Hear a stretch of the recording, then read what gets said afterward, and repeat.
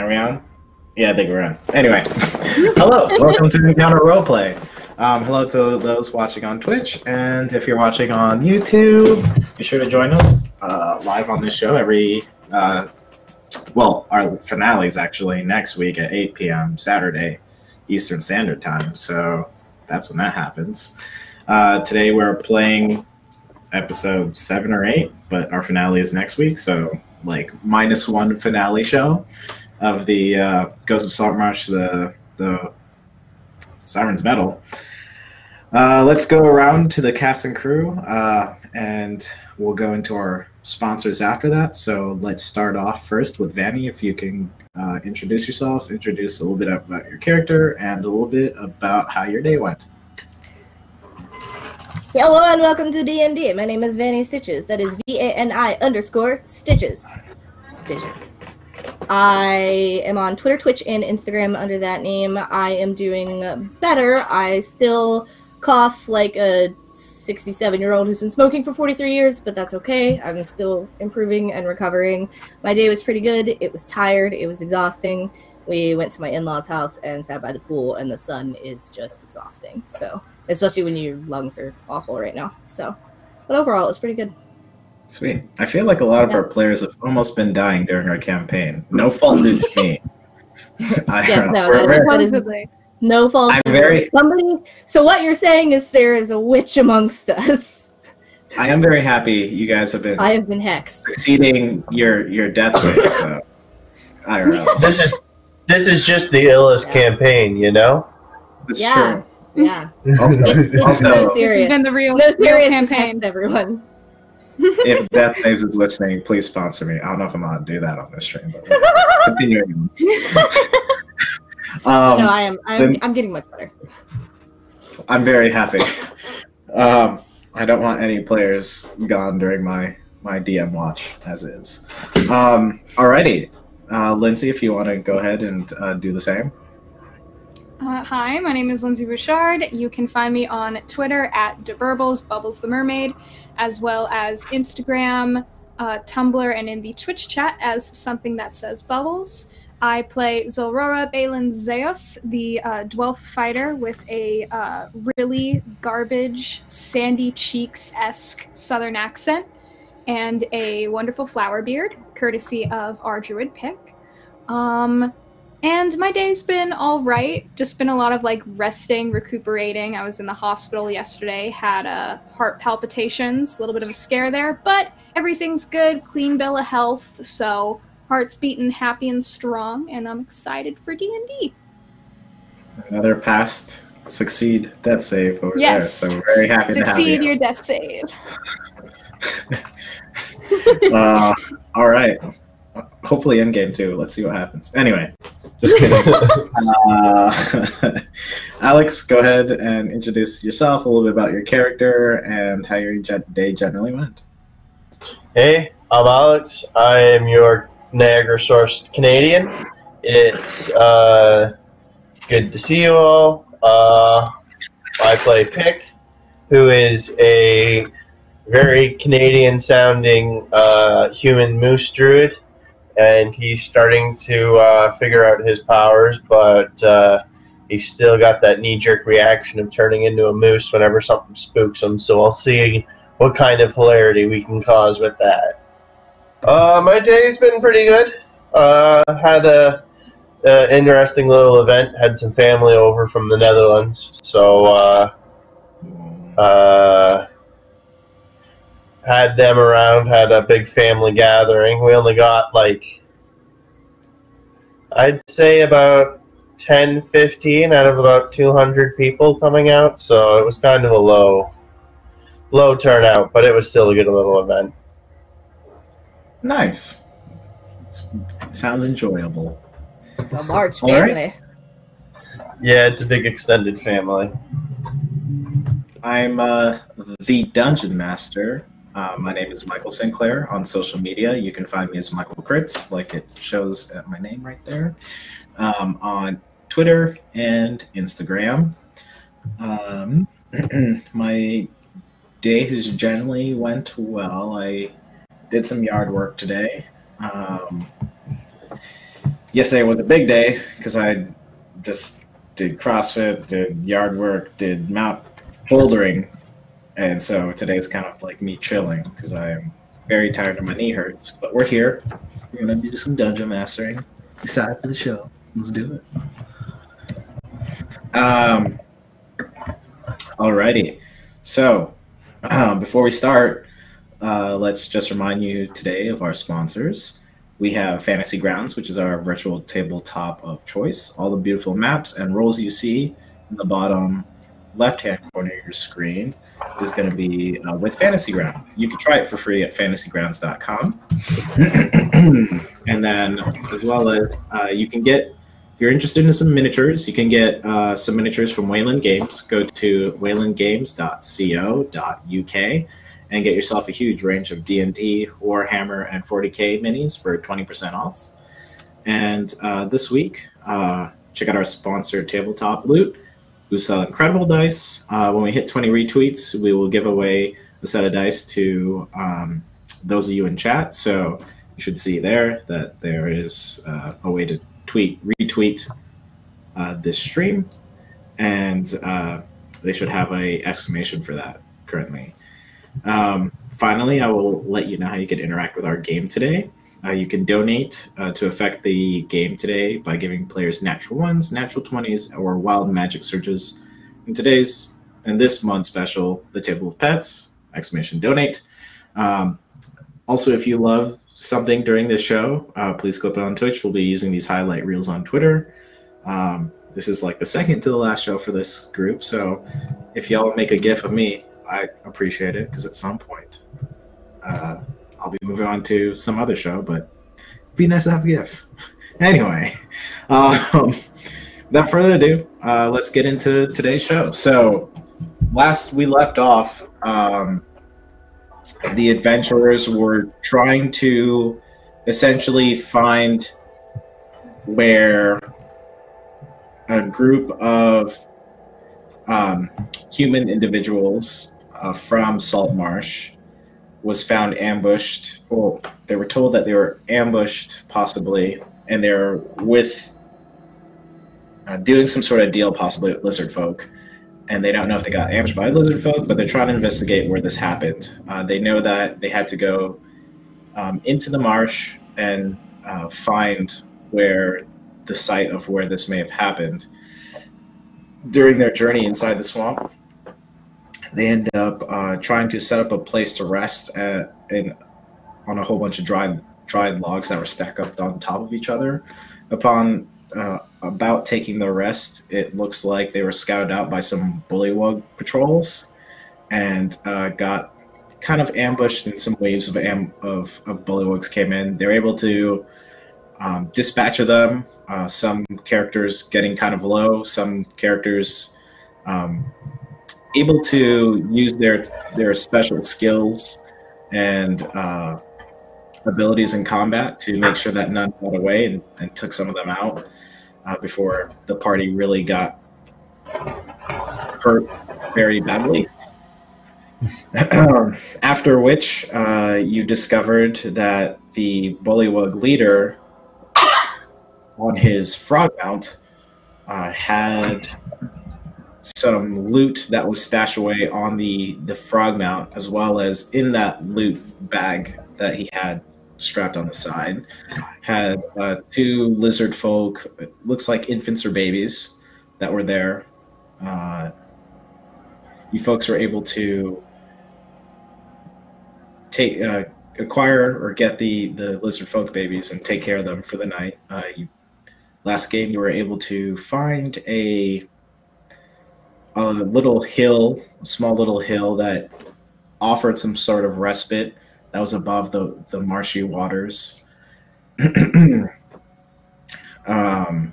And through some good watches and some good rolls, you were able to scare off whatever creatures that seemed to be interested in your hanging about the night of that when you were resting. So that's where we left off. I believe, Pick, you made some sort of food for the party to enjoy.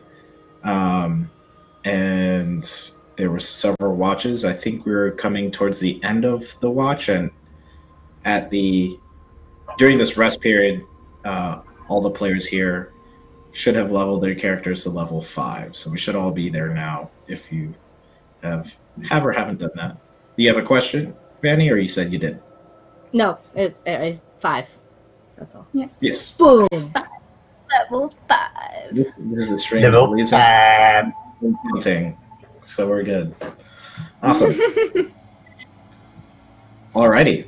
So that's where we leave off. What would you folks like to do? So the sun's up now? Yeah, it's morning. As best as you can tell, it's morning. Is it The marsh still- is kind of giving you a little bit of dim light with all the overgrowth and things that are above. It feels like more like you're getting that washed out, overcast gray that kind of is able to peek through the canopies. You don't know if that overcast gray is from the overgrowth or if that's the actual weather at the time. Okay. I slept in my tree because I'm paranoid. Do I see anything around? Okay, make a perception check.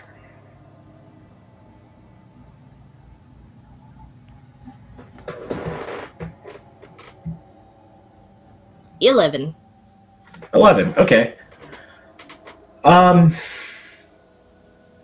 only thing that you see, I mean, from what you can tell, is the marsh or swamp area. The activity has died down for the moment being. So a lot of the croaking and chirping and all that like activity that you heard at night that seemed to crescendo and come to a louder symphony at night has died down this morning. It sounds like you hear some like frogs kind of croaking and a little chirps here or there, but it sounds more as if you were like on your phone and you select a peaceful swamp playlist. That's what it sounds like currently. So That's what I listen to sleep. Peaceful Swamp. Peaceful swamp. Okay, I would like to see if Isabel's awake below me yet, and if not, I would like to jump down and land right next to her ear to wake her up. I'll roll for her. I don't know her general stats, but Oh, I can tell you if you tell me. I kind of made a baseline roll from her baseline roll. Okay. Right as you are about to jump on top of her, she like opens one of her eyes as you're like plummeting down towards her, and she basically just rolls out of the way, and she's like, "What are we? What is there something wrong? Is it in trouble? Are you okay? Are we okay?" Kind of like spooked that you like jump down, and she's like worried that there might be something up. No, you should just always pay attention. Come on. Okay, so she gets all her stuff, straps in, gets all her gear on for the day. I will climb onto the back of Sasha because I am small and I don't want to walk in the mud. Okay. Because, like, I mean, it's one thing for, like, someone of, like, Pick size to walk and have his foot sink down up to his ankle in the mud, but if I do that, I'm waist deep. I'm not doing that. Make a quick animal handling check. Dun dun. 10? It didn't do that. Hang on, let me try that again. 19, sorry. It didn't do that. I didn't roll so- into the check. Sasha is smart. She sees what you're trying to do. As you're trying to get up onto her, she kind of like keeps pawing at your hip to like kind of push you off. But eventually you're able to talk her through and you get on top of her, and she kind of like does that weird thing where like she tries to roll onto her back because she's a cat. She's not used to that being on her. And then she rolls back up and then she lets you stay on. Dude, we've been through this. Are you fine? Look how fine you are. Let's go. All right. Cool. So Aurora is gonna take some of the leftover forage food from last night and some rations, and try to get the little baby adopted lizard children to eat some breakfast. They eat some of it, and they end up spitting maybe like 60% of it up. So they ingest some of it, but it doesn't look like they're used to this type of food. And so you get some food. Go ahead. Sorry. Are these babies like, can they walk? Or are they like infants have to be carried size? They can probably crawl. They can't walk. Okay. Oh, okay, then I will I'll just get them ready in like the little oh my god, like the little baby sling that I put them in. You're swathing them? Yeah, in my little baby swing with my cape. Okay. So you swath one. Are you gonna swath both? Are you gonna double swath here? All right, you're double swath. One in the front, one in the back. Got it. Mm-hmm. I'm listening. All right. So as you swath them up, and the one seems happy in the front, the other one, since you swath the one in front last, the other one was kind of like bumbling around there, and like a little bit of puke like shoots over your shoulder from the back. I look over and just go, wow, that's disgusting. I mean, the one in front is tempting to eat it, but stops. So anyway, we're there. You get them all. Don't eat that. It's not good for you. You get them all together. Yeah, all you folks are ready to go. Let's. So we're supposed to be headed east, right? I don't remember. I think we talked about this last night, but I don't remember. We're just going back now, right? I think it's west.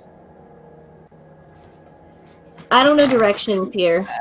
I can't see anything over the trees. Like, I can barely see anything over the giant cat I'm sitting on. So I don't really know the directions unless I can actually see the sun. So that's a problem. But also, like, is our main goal to go just back where we came from? We came from the east. Lizard folk are supposedly west. Okay. Yep. Great. Let's take the kids home. Okay. Agreed. So west we go? We head west. Pick has made a special food for the lizards, by the way, and given it to patients. Okay. To me. Alrighty, so a special meat mush for the lizard babies. I hand it to Zelra. Here, try this instead of our food. Okay, I will feed the lizard babies the lizard baby food. Alrighty. That's how that works. They enjoy it. It seems like there's only 10% of spit up or spittle, but they get most of it in this time. All right, so you folks are moving. Only one of y'all, not Zelrora. I mean, you can decide to do a perception check, but it'll probably be at disadvantage. So, I will keep my eyes out. So I'll do that. I'll be happy to do that. I was gonna say Isabel's gonna walk towards the front, and Sasha and Patience are gonna walk towards the back. And you have an hour or something of unmitigated difficult terrain because this is your favorite terrain, correct? What is her favorite? I think swamp is her favorite terrain. Yeah, swamp. I think swamp is her favorite terrain. Is it? Oh no, it's Isabel because she's a ranger. Yeah. So Isabel will accompany you up front. Sure. What's her favorite enemy? Oh yeah. Swamp is her favorite terrain. So she's up front leading everyone. And Patience will bring up the rear, keeping an eye out for everything and having everyone within sight of her. Pick is going. Apparently, this is a thing that you can do with mold earth. Pick is going to take the lead. He's going to be like, why don't I take the lead, eh? I got this, eh? And then he's going to start using his Mold Earth cantrip, and there's just going to be like a smooth path of normal terrain. Because with Mold Earth, you can turn difficult terrain into normal terrain. Go ahead and read Moldo for me really quickly. If dirt or stone you target on the ground, you can cause it to become difficult terrain. Alternatively, you can cause the ground to become normal terrain if it is already difficult terrain. This change lasts for 1 hour. It's a 5x5 cube within 30 feet. Oh, since it's a cantrip, I can just keep it. Just make like a 5-foot wide path as we walk forward. Yeah, you can do that. So yeah, you'll be in front of the party. You do all that. So yeah. Perfect. Go ahead, Patience. Go ahead and make a perception check, please. For Patience, not for Isabel, right? Right. Okay. If you were right next to Isabel, it would have been with advantage, but since you're in the back, it's not. No, that's fine. I got a natural 20 anyway. Perfect. 23! Yes! You folks are traveling in a place that seems to be where the ground is like... When you first started off your path, it seemed like the water was kind of shallow, and you can find the dirt really easily. It was easy for you to hit your cantrips up and get the earth to kind of... It'd be an easy gliding process for you to kind of like step carefully and glide your feet as you're like concentrating and casting all these cantrips to continue forward. You get to a place where there's almost not enough dirt to kind of create these cantrips, but you're still managing. You're still able to do it. You're just at the cusp almost of your cantrip spell as you're pushing forward. Patience, you notice that you see some movement in the water that's around where you are. Because this place seems to be at the cusp of Pick spell, it looks like whatever is in the water is able to traverse it while staying underneath at the moment. Does it look like, like a creature? It doesn't look like the dirt that's coming up? You see like two wake lines like side by side on this side by side of the dirt that you're leaving, created by Pick's cantrip. So it's behind y'all, and that's where you're looking. So it's like if you ever been to the ocean or a beach or anywhere, and you see those like lines that look like there's maybe something big underneath. To the top. Yeah. Okay. I'm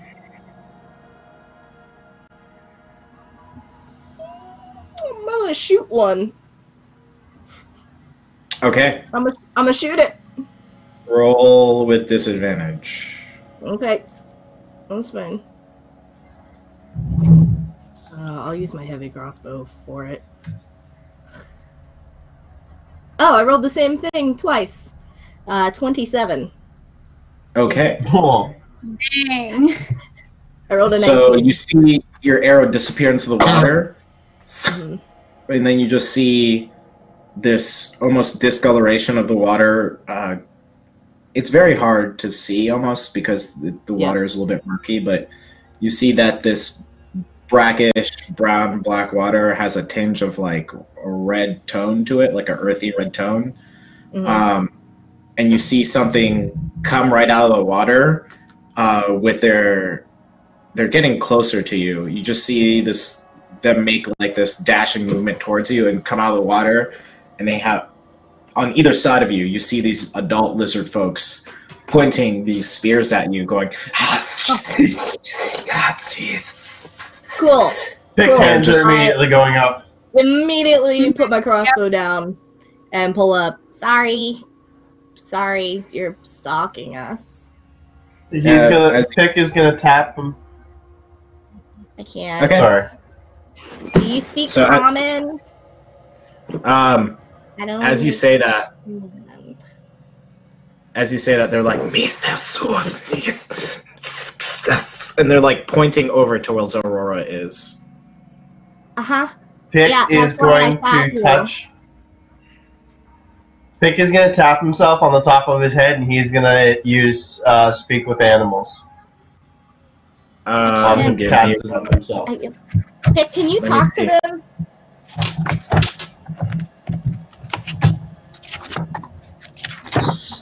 Just make a before that. Make a persuasion check to see if it'll allow you. Pick. Okay. Because he's trying to reach out and like. Just touch himself on the head. But... Oh yeah, he's touching himself, not them.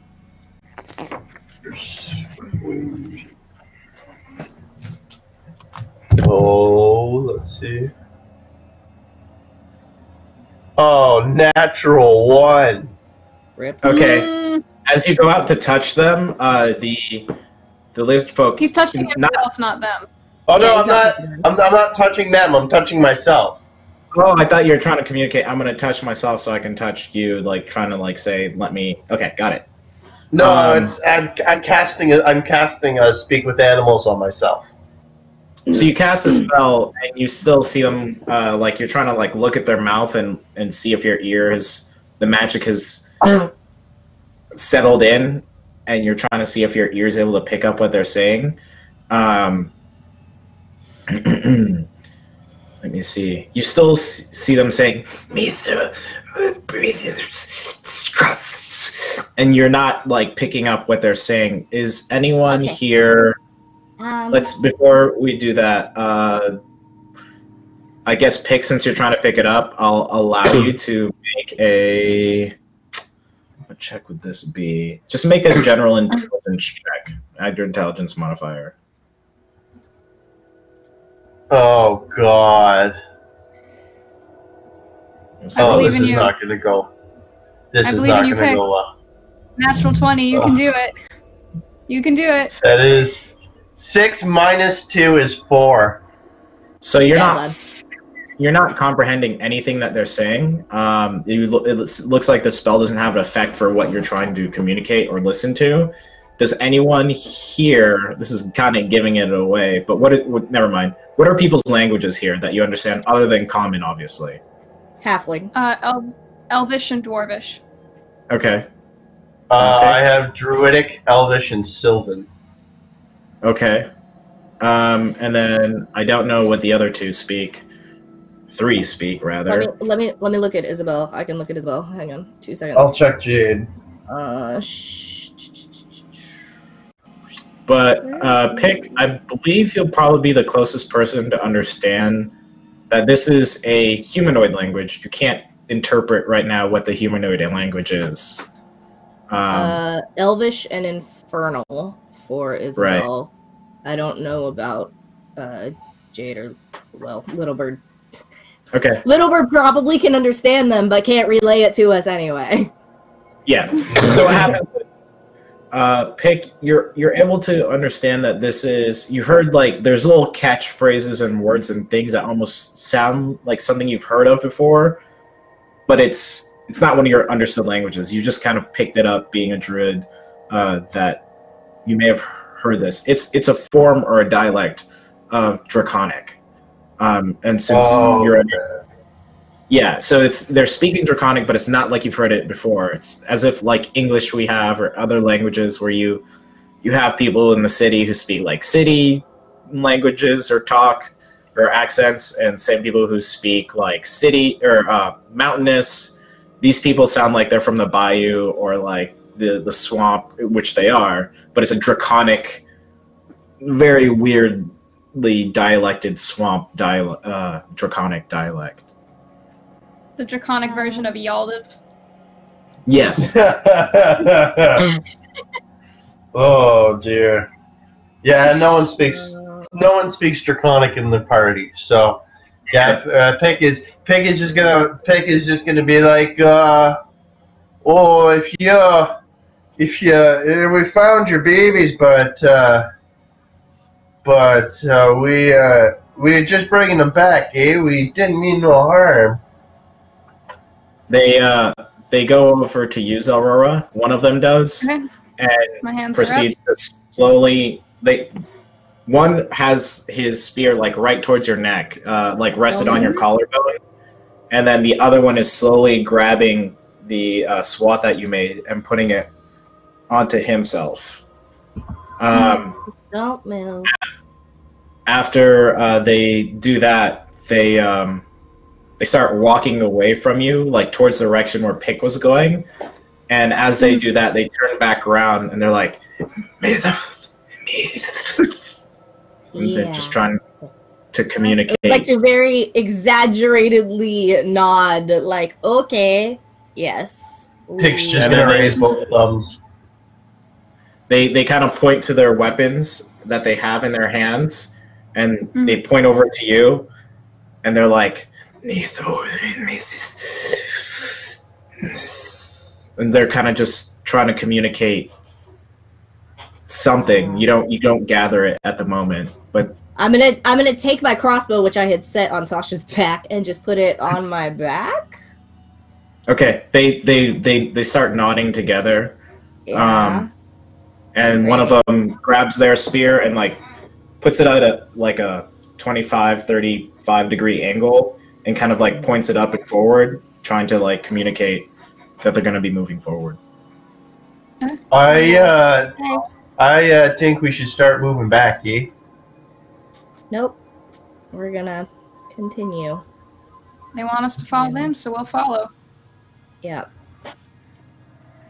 Feel kind of bad. I shot him. I will. So put my hands down. They're moving forward.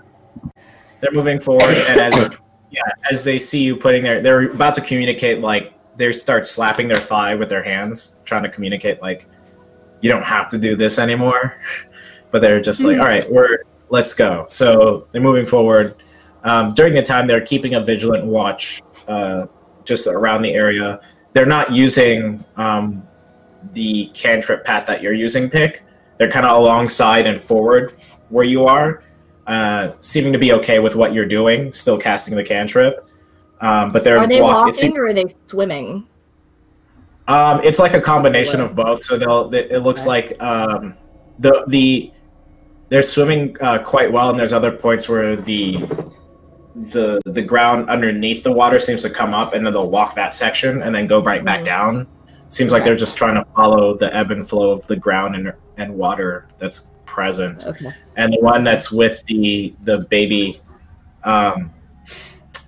lizard folks seem to be taking quick dips in the water and then treading really hard after, just to kind of like get these lizard babies like accustomed to the water or okay with what's going on. It seems like he's paying more attention to these lizard folk babies than anything. After about an hour and a half, you arrive at this place where it seems like there's a large mound and kind of like these outgrowth of like plants, bush, swampy like cattails and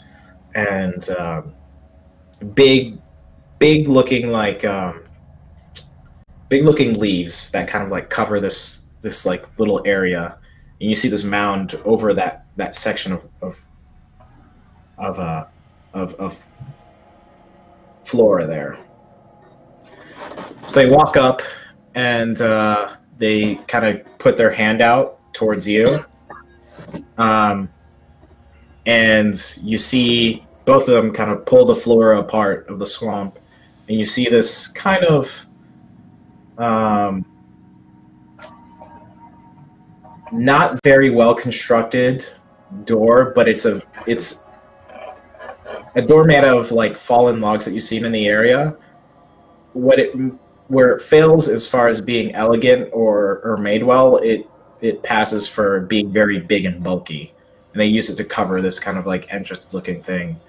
One of the guards stands outside, or one of them stays outside while the one with the lizard folk babies enters in. It's about 5 or 10 minutes of waiting out there until eventually the door opens back up again. You just see this older looking lizard folk with a it looks like he has kind of like tidbits of like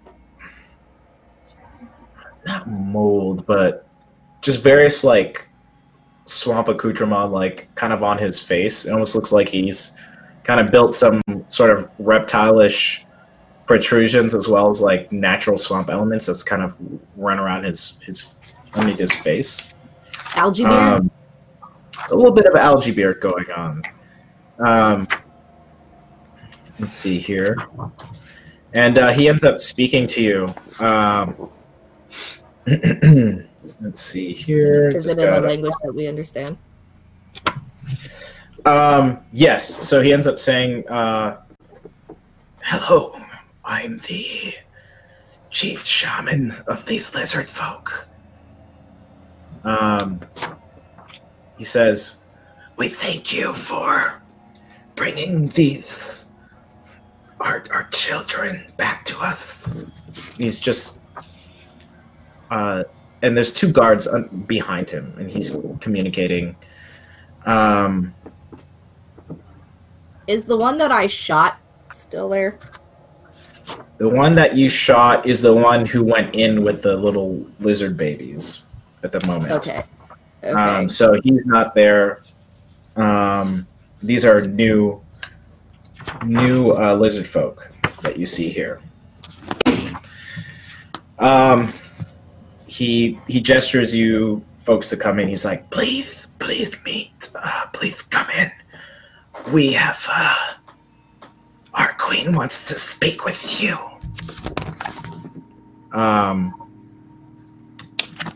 he starts to turn in and go towards the big door that you saw. All right. Zora is gonna follow. Okay. So you follow in. Pick is right behind him. Yeah, I'll have Isabel's gonna tell Sasha to bring up the rear. Okay. But stay close. And Patience is gonna walk directly in front of Sasha. Okay. So you walk in, and you see as you enter that there's this main area has one guard kind of sitting there in a chair, watching you folks come in. And as you go in there to the right, you hear like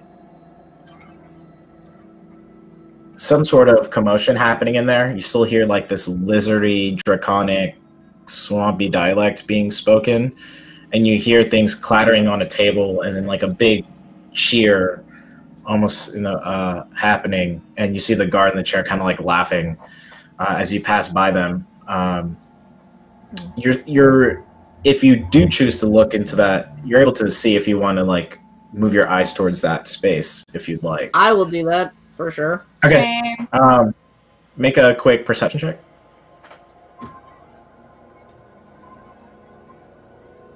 13. Yeah, so you just see inside there that it's a bunch of guards kind of like maybe on not on duty, who are looks like they're playing some sort of gambling game with a bunch of bones. And you see like whatever that looks like they see is valuable. Some have like these little pearls, some have these little shells, some of them have whatever that's there, and they're using that to gamble away. You see one bigger lizard folk, one that looks really big and has like a gut, kind of like takes this share of his winnings. You folks keep wandering in, and you pass another hall or corridor that has like two doors, one on either side. As you pass through it, you see like a warm glow kind of shoot out, maybe of what you see as a door, like kind of slits in the door that cast a light and shadow onto the hallway, and you just see like this warm glow that kind of seems to pulse in and out, passing through there with your folks' perception. You smell like lemongrassy curry, and this like very harsh smelling chili as you pass by, and you can tell that might be places where they prepare food. And you do get a tinge of rot or something that smells a little bit off, as far as like not delicious. There's spices that smell delicious, and there's this smell that seems not as nice, like a little rank as you pass by there. About Whoever's directly in front of me, I go, don't eat the food. All you hear is Pick's stomach growl. as you push forward, you get led into this bigger chamber, and you see a bunch of like swampish looking seaweed kind of dangle off this archway. The shaman priest passes through, and you folks pass through, and what you see is kind of inside looks more colorful than you expected, because when you've been going in, it's underneath this hill that you went into, and it looks a little bit drab, and you smell some spices. But coming into this chamber, you see kind of like these amazing looking cloth, these amazing looking like cloths that are hung up, and they're like small little patches, and it has these nice primary looking colors. And on there, that has various elements of like swamp flora kind of etched on them in ink as they're all the way around. And you see this lizard folk, a feminine-looking lizard folk, sitting onto a throne. And on her person, it looks like she's wearing some sort of blue-looking... she has a blue-looking kind of top on that's like made out of... what's the word for it? The fibers look thick and like not refined. It doesn't look like a cloth that's like been made very nicely, but it looks sturdy. She has that on as her top, almost like a tank top looking thing. And on her, for her legs, she has a brownish looking, same fiber, but it's now brownish, and it looks like it's made out of the same material. You see these like various teeth that are on her necklace, and she also has a staff that's right next to her, and 4 guards who are kind of surrounding her at the moment. How do the guards look? Like, I'm trying to figure out if... Actually, burlap's correct. I'll pause on that. That. Yeah, someone in chat said burlap. That's the fiber I was looking for, and it is burlap. Yeah. But yeah, so you see her wearing like, you didn't know that burlap can kind of look so nice. They've managed to do that. You hear the female lizard folk kind of speak up. Hello, my name is Militia. And she kind of has this that tone as she speaks that you've been used to, the lizard folk using this common that sounds like they're trying to still communicate in a language that's familiar to you, but they're not able to like match their vocal anatomy to what you're used to hearing. She says, I want to thank you for bringing our children back and not hurting my patrols. What brings you here today? Isabel's gonna be like, oh, are they your kids? I feel like she would say. They're not my kids, but they're one who I watch. And the sentences that they're forming don't seem to be quite making sense as far as someone's not used to the language of common. They're trying to just communicate raw ideas. I can't remember who sent us to look. We weren't sent to find their kids. We were sent to figure out why the lizard folk were at ends with this town, right? Yeah. Possibly, yes. Yeah. Okay. It was. I can tell you here in a. These kids were taken. Yep. It was Gellin. I know it's Gellin. like 5 sessions ago. No worries. Gellin I had can't told remember. Gellin through Jamero. Gallon? Jamero told you, but the assignment was given by Gellin. Gallon. Mm-hmm. So Queen Militia basically asks you what brought you over to where they are.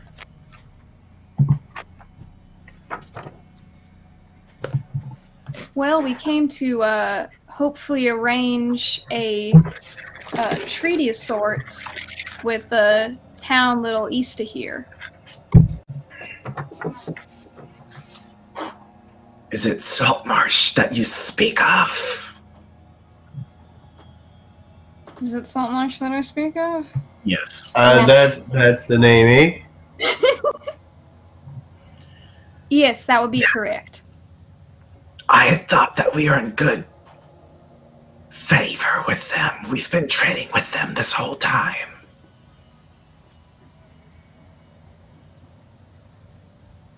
I believe there was some concern about some missing people. Yes, the men that they sent. I thought Saltmarsh had sent them. Did you talk to them? Yes, they said that they were good men, powerful men from Saltmarsh. And they left here. They did not leave. They got ambushed by the big enemy, our enemy for some time. Are you talking about the bullywogs, the frog things that attacked us and stole your children?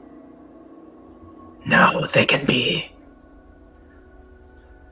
somewhat of a nuisance, but they are not the ones that we are in conflict with. Is this just one creature, or is this a whole group of beings, eh? It's a whole group. I'm surprised you have not encountered them yet. We're new. What kind of beings are they? They are the Thaluin.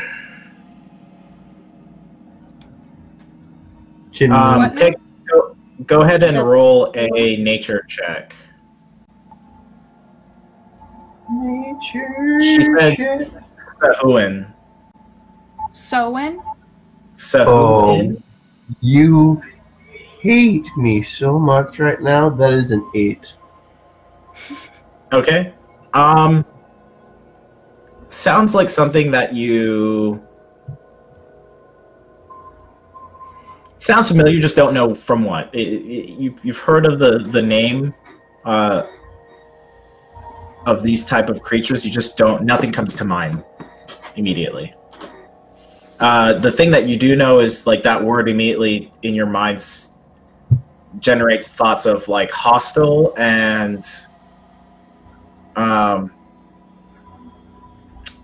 hostile and what's the word I'm thinking of? Hostile, raw, and powerful. It's those thoughts that come to mind. Like your mind kind of build that, but you're unable to make a mental image of exactly what she's speaking of. Oh, them do sound like trouble. Oh, have you not been able to put a patrol together to fight them? Well, they seem to have made allies with something that we respect but also fear. We don't know if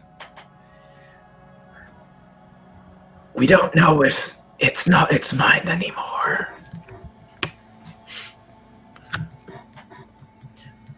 Our translation of this being is 1,000 teeth. 1,000 teeth? Yeah, so she said that the thousand teeth is the being that she's speaking of, and it sounds like that the God, it's so hard to pronounce the name. The Sahuin have made some sort of. She's communicating that they've made some sort of allegiance, or that Sort of somehow deal. that Thousand Teeth has kind of like made a deal with these Sahuin. And this Thousand Teeth, is this a deity? Is this a god? Is this something else? To us, he is almost like a spirit or a very large being that we pay respect to, but he is no god. He is a very big, I believe in your words, crocodile.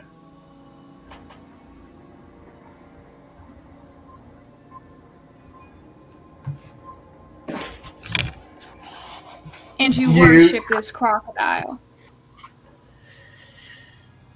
In a matter, yes, most of us do. I am impartial to it.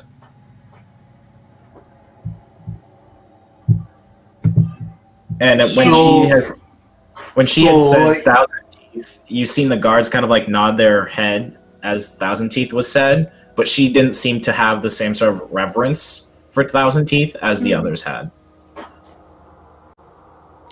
Okay, now I want to ask my question. How do the guards look like when they look to her? Do they seem happy? Okay? Respectful. Are they like respectful? They're respectful and attentive. Is it like a disgruntled respectful, or is it more of a like true, honest, like we like our queen, not a we don't like this? Yes. The only disgruntledness that you might see is that they might not want to be on watch. Like some of them are kind of like, moving their hips around, moving from leg to leg. Some of them don't seem to be as disciplined as other ones, but that's the only disgruntledness you're getting. Not okay. That they're standing the duty, but not because of the duty. It seems like they are steadfast in their job, but it doesn't seem that they have some sort of anonymity with the queen. Okay. Or like conflict. Animosity. Animosity. Words, people. Words. English, one big language. Words. Sure. And so these Samhain, where are they? How many? Could you give a bit more of a description? Yes, there are a lot. However, they seem to be in big patrols. And from the things that we know, it seems that their queen has been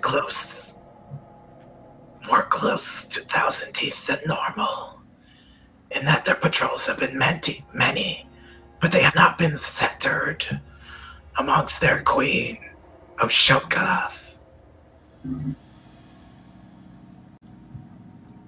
The word that she used to describe the name is Ashokas.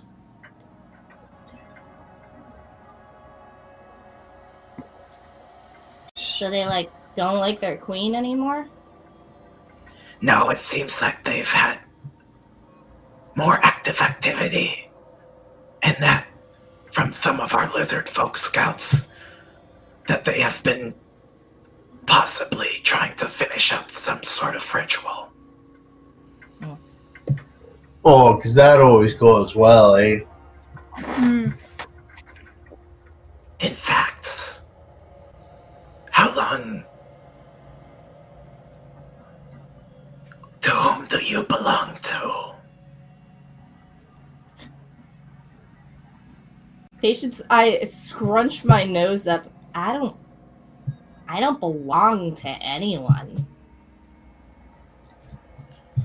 Well, we're And I'm not gonna start now. I think she's asking where our allegiances lie, eh? Oh. Yes, that is what I'm speaking to. Oh. We're just passing through mostly. We just came from a ship, and we're looking for work. And the town of Saltmarsh said, "Here's some work," so we took it. Well, you do not appear to dress like the rest from Saltmarsh. In fact, you seem to dress just like a couple of others who looked like you, who are now possibly captives of Oshaka's. I lean over to now, Aurora, and I say, that could be the people from the ships we're looking for. Mm-hmm. Probably most definitely Hello? the people from the ships we're looking for. She points to you, Patience. You. Yes.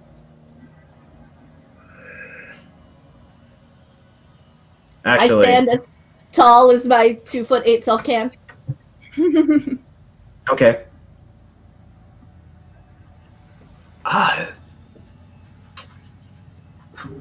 You seem... Something's familiar about you. And in fact, we have someone who seems to be... I can tell by your stance and your being that we have someone in our captive who may have wandered over to us and was quite disrespectful. Is she threatening me? Can I tell? Yeah, go ahead and make an insight check.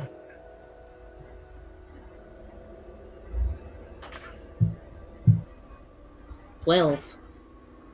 I can't She's tell not if threatening. She's not threatening of you. It looks like she's made some sort of mental connection between you and possibly someone that they have made prisoners, what she's trying to communicate. Can I? Well, hold up. You are prisoners. Yes, only for those who seem to be hostile towards us. What kind of disrespect? He was firing many arrows at us and refused to stop. Oh, speaking of which, I accidentally shot one of your guards because I thought it was a swamp beast chasing us, and I thought that they were coming after your children, so I shot him. I'm really sorry Yes. about that.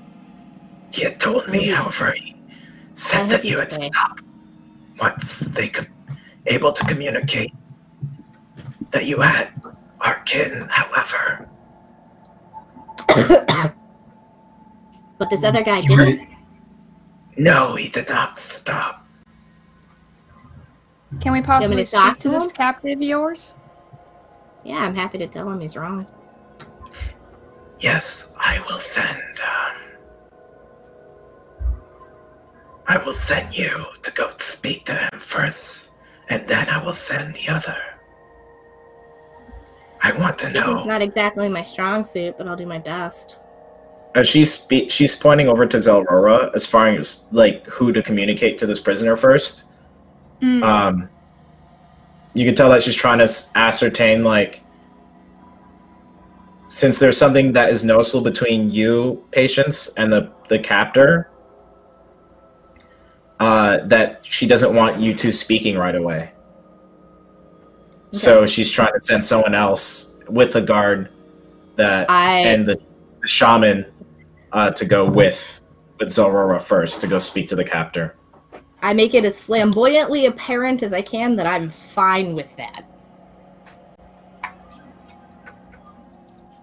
All right. We can keep you in the rest of you, we can keep you in our waiting area as she goes, and what is your name? She points to you, Zelrora. Zelrora Balin Zayas, ma'am. Well, Zelrora, go ahead and speak to them, and I'll have the rest of your party staying here in our waiting area. Thank you, you're most gracious. Do you like a little bow? So the guards escort the rest of the party into this waiting area, and this waiting area seems to be made of very shoddy craftsmanship of chairs that are kind of put together with whatever they found in the swamp, some of it being little canoe parts, some of it being felled trees, some of it being vines that are kind of like wrapped together, and it seems comfortable enough. Zarora, one of the guards, and the shaman end up leading you to almost a bamboo-ish looking holding cell. Go ahead and roll a perception check for me. Perception. Can I see the things? Probably not. That's a 9. Okay, so what you see in the cell is someone who seems like they've been there for a while, has a kind of very wet. The whole place has been humid. Like this underground area seems to have a very humid type feel to it. The ground almost is right at the precipice of being like mushy or wet. Like when you step there, you see that there's a footprint that's visible there even long after you've walked past it. In the cell, it seems to be more humid than usual, and there's like little water drips coming out of roots there, and that person inside the cell seems to be rocking back and forth and has like a kind of wettish looking figure. Hair is damp and kind of in front of his face and eyes.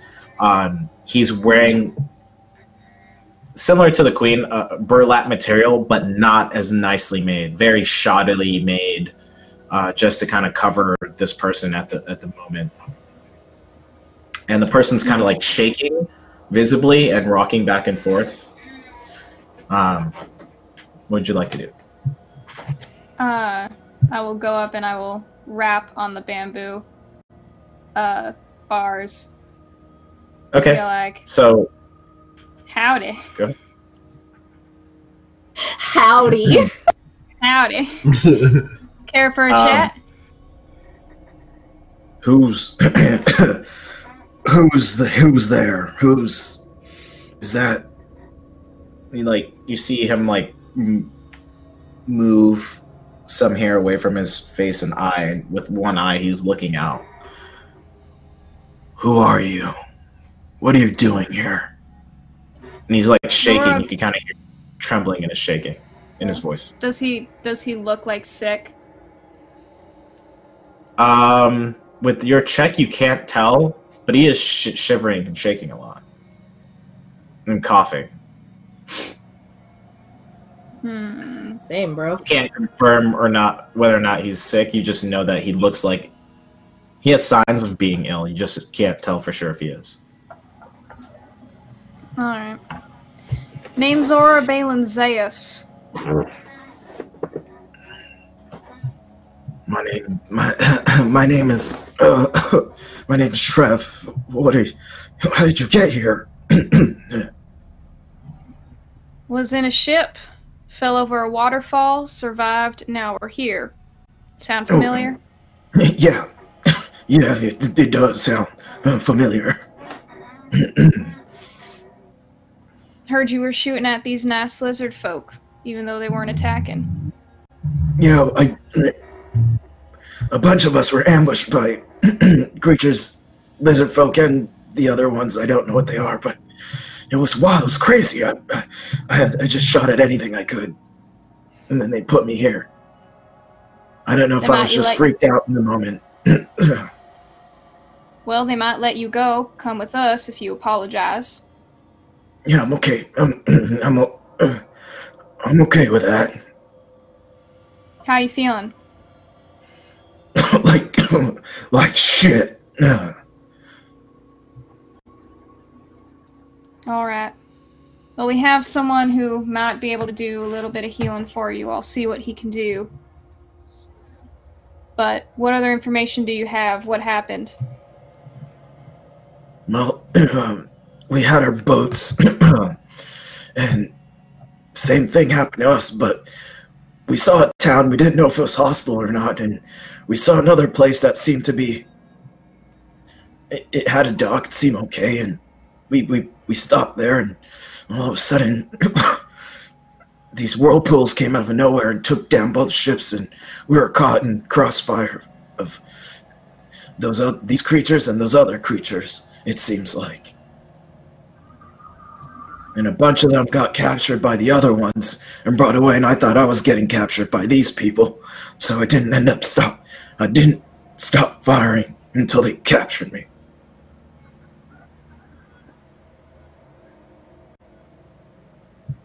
All right.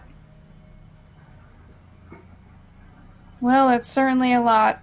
The best news I can give you, though, is that nothing bad's going to happen to you, at least now. These lizard folk are good folk. The other people, on the other hand, that captured the rest of your friends, not so much. But we intend on trying to get them back, if you'd be willing to help us. Yeah, I can. And you just see him rocking back and forth and kind of happy. And he seems to be holding on to another piece of cloth that he has. Make an investigation check.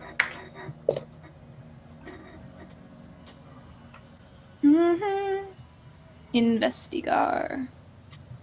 Another thing I'm really great at. That's a 10. Better than I thought. Okay. You see that he has some sort of...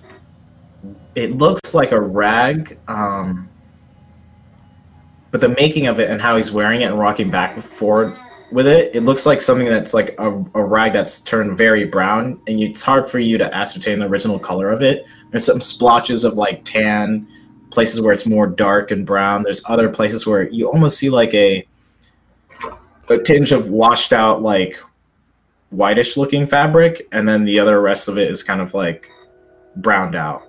And he's rocking back and forward with it. And it seems like the cloth has been ripped as well.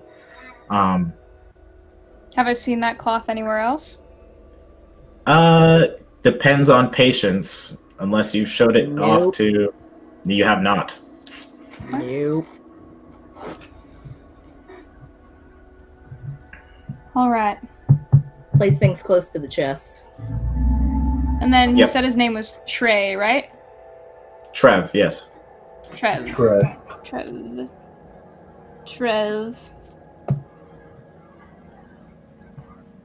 All right. Well, I'm gonna talk to Malaysia. Malaria. That's her name, right? Malaria? No, it's Malaysia? not malaria. I'm being rude. Malaysia? Malaysia? Malaysia? Punchy? Malisha.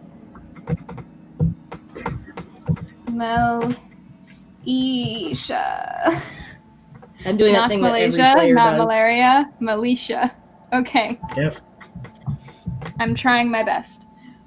Alright, I'm gonna talk to Malisha, Queen here, see if we can get you released. I have another friend who'd like to talk to you. Goes by Patience. Patience what? Patience what? Just Patience. Send her over, please. Alright, promise to behave? I'm here. I'm stuck here. Yeah, I'll be good. Do I believe him? Yeah. Okay. Alright. Sit tight. I'm gonna turn Okay. to the guards and signal that I'm done. All right, they take you back. And Militia looks at you as you come back. Is there any concern that I should have if I send your other party member to go through this person? None at all. He's scared. He's very sick. But other than that, I don't think that you'll have any trouble with him. Simply got caught in the crossfire, did what any soldier would do. So I'm sure that he would apologize to you if given the chance. And if he could come with us when all this is said and done, I would greatly appreciate it. We might be able to arrange something. That would be most appreciated. Now you can go get your friend to go talk to him now. And she gestures for you can go get Patience to go speak to Trev. Alright. I will go get Patience. In the When interest you of come time, into patients will ask for a description before going. Okay. Yeah.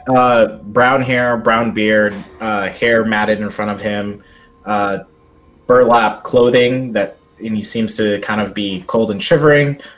He also has some sort of fabric that's been torn apart, but he's holding onto his neck and rocking back and forth. Okay, pick. What were you gonna say? I'm sorry. When Zorora comes to find patients, everyone is sitting around and Pick has made everyone tea. And now everyone's just kind of sipping tea and having a little bit of discussion while they're just waiting for Zorora to show back up. Okay. The cup down. So you And that's show how I up- made my first kill at age 7. the guard, one of the guards that actually speaks common and hears you guys speaking, chuckles and asks for a bit of tea as you made it, Pick. By this time, you and Zora, after that, Patience and Zora has switched places, and now you're making your way to the bamboo prison where you happen upon Trev. Make a investigation, please, Patience.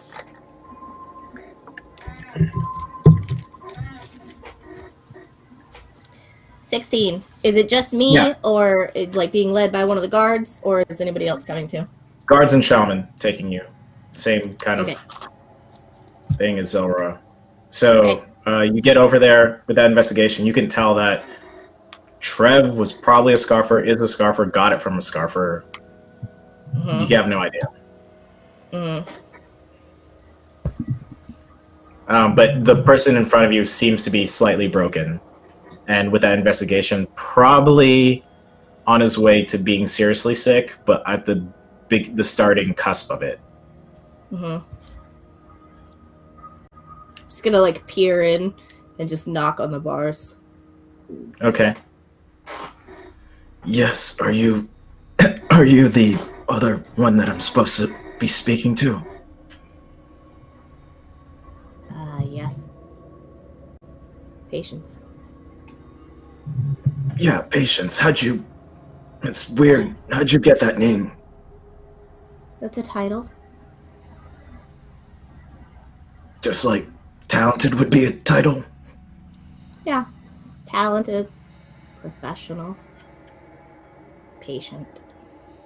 What was that last one you said before patient? Professional. Does the name Marcus mean anything to you? Maybe.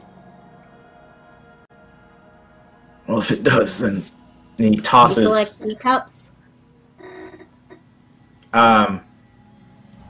Think Right as you it's say teacups. that. Right as Yeah. you say that, What I wrote down.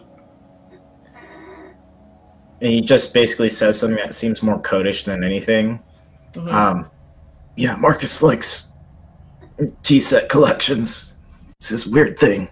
And he like tosses this wet rag looking over to you, and it Okay, kind of gotcha. hits on the bamboo rack, or like bamboo, and it kind of like dangles there in a wet heap and rag.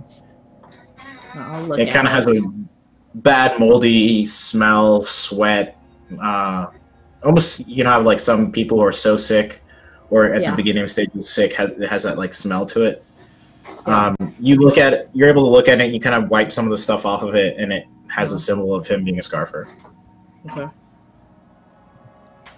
You done fucked up, kid.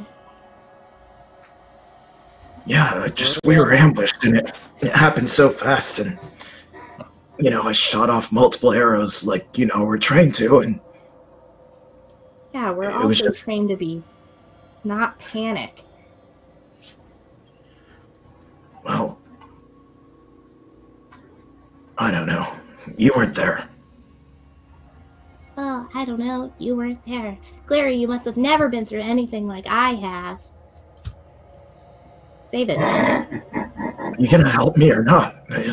I mean, yeah, I'm gonna help you, but like, you don't gotta go all, my story is worse than yours. It doesn't matter. You're here. You're clearly sick. If you don't get help, you're gonna die. I'm not gonna allow that to happen. You think I want that Well, on my neck when I get home? Absolutely not. I'm willing to do whatever it takes to get out of here. Well, it sounds like you better be willing to do a lot of groveling. Well, I don't mind doing that. That's fine. Yeah, and you better be honest and sincere about it and apologize. These are nice people. Well, I'm gathering that now. Children. I figured they've been feeding me, and at least.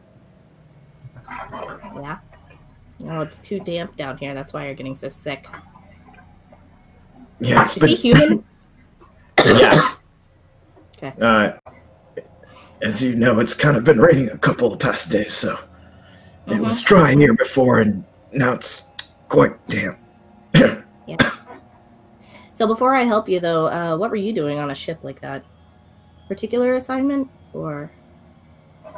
Yeah, I was supposed to see if there was anyone trying to steal King Baradoon's treasure and trying to fund it for some sort of crime syndicate coming out of Steel Beach. What'd you find?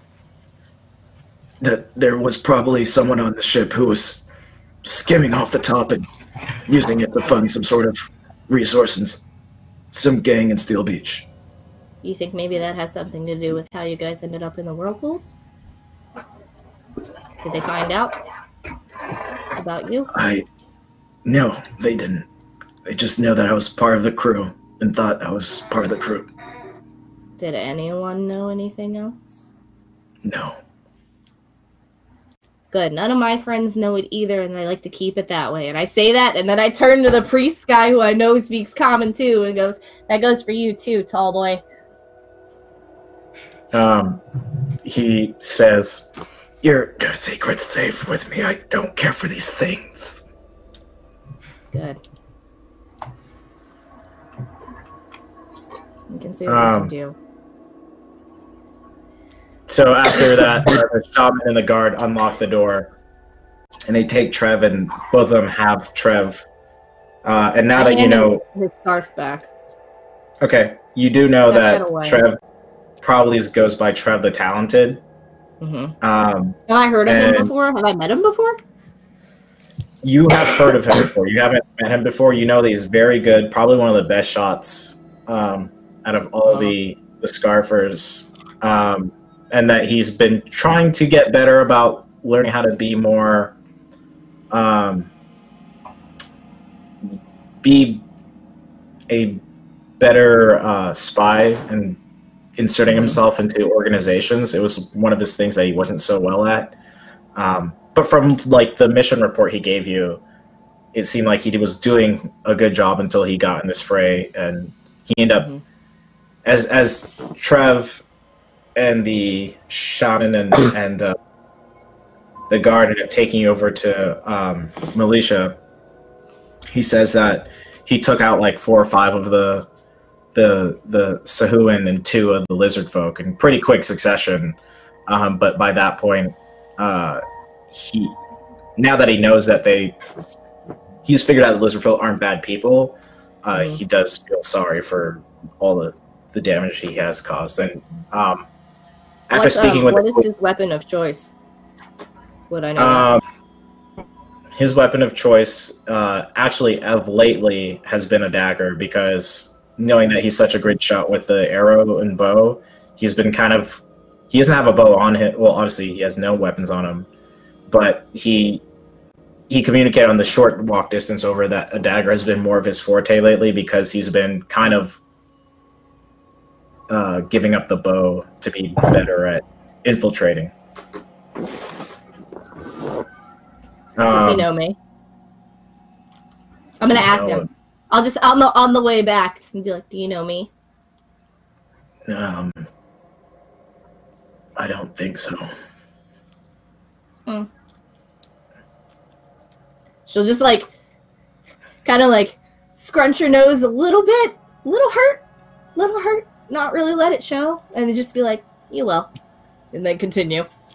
He says, I can tell that you're probably pretty good since you got here in one piece with some people and still have your weapon or among good company injured, so You're probably pretty good at what you do. He finally gets to Militia, and just for interest of time, end up apologizing. You with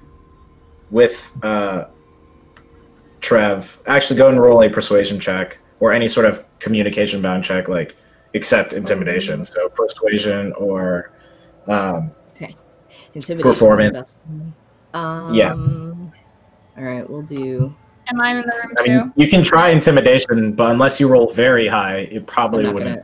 I'm not gonna roll. It's not a fitting situation. Zero, you're still in the waiting quarters.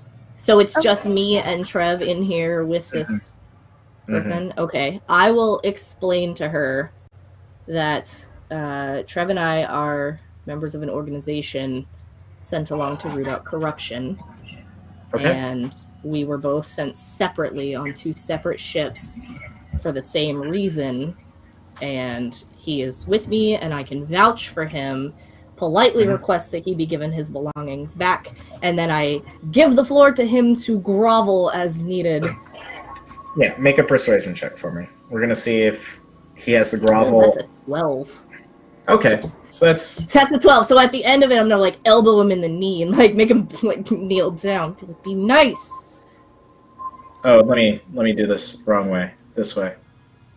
Okay, so good. So with that, you were able to give him advantage. You didn't have to roll very high because you can tell that since bringing back the lizard folk babies, you've met good reputation with Queen Militia, and that from that he was able to kind of. Militia says, I guess 2 lives for 2 equals out, and that's okay. So she ends up pardoning Trev. Militia then communicates that essentially the place that you're looking for is north. A day, 2 days, depending how fast your travel speed is and how you get through the marsh, to where Thousand Teeth is located.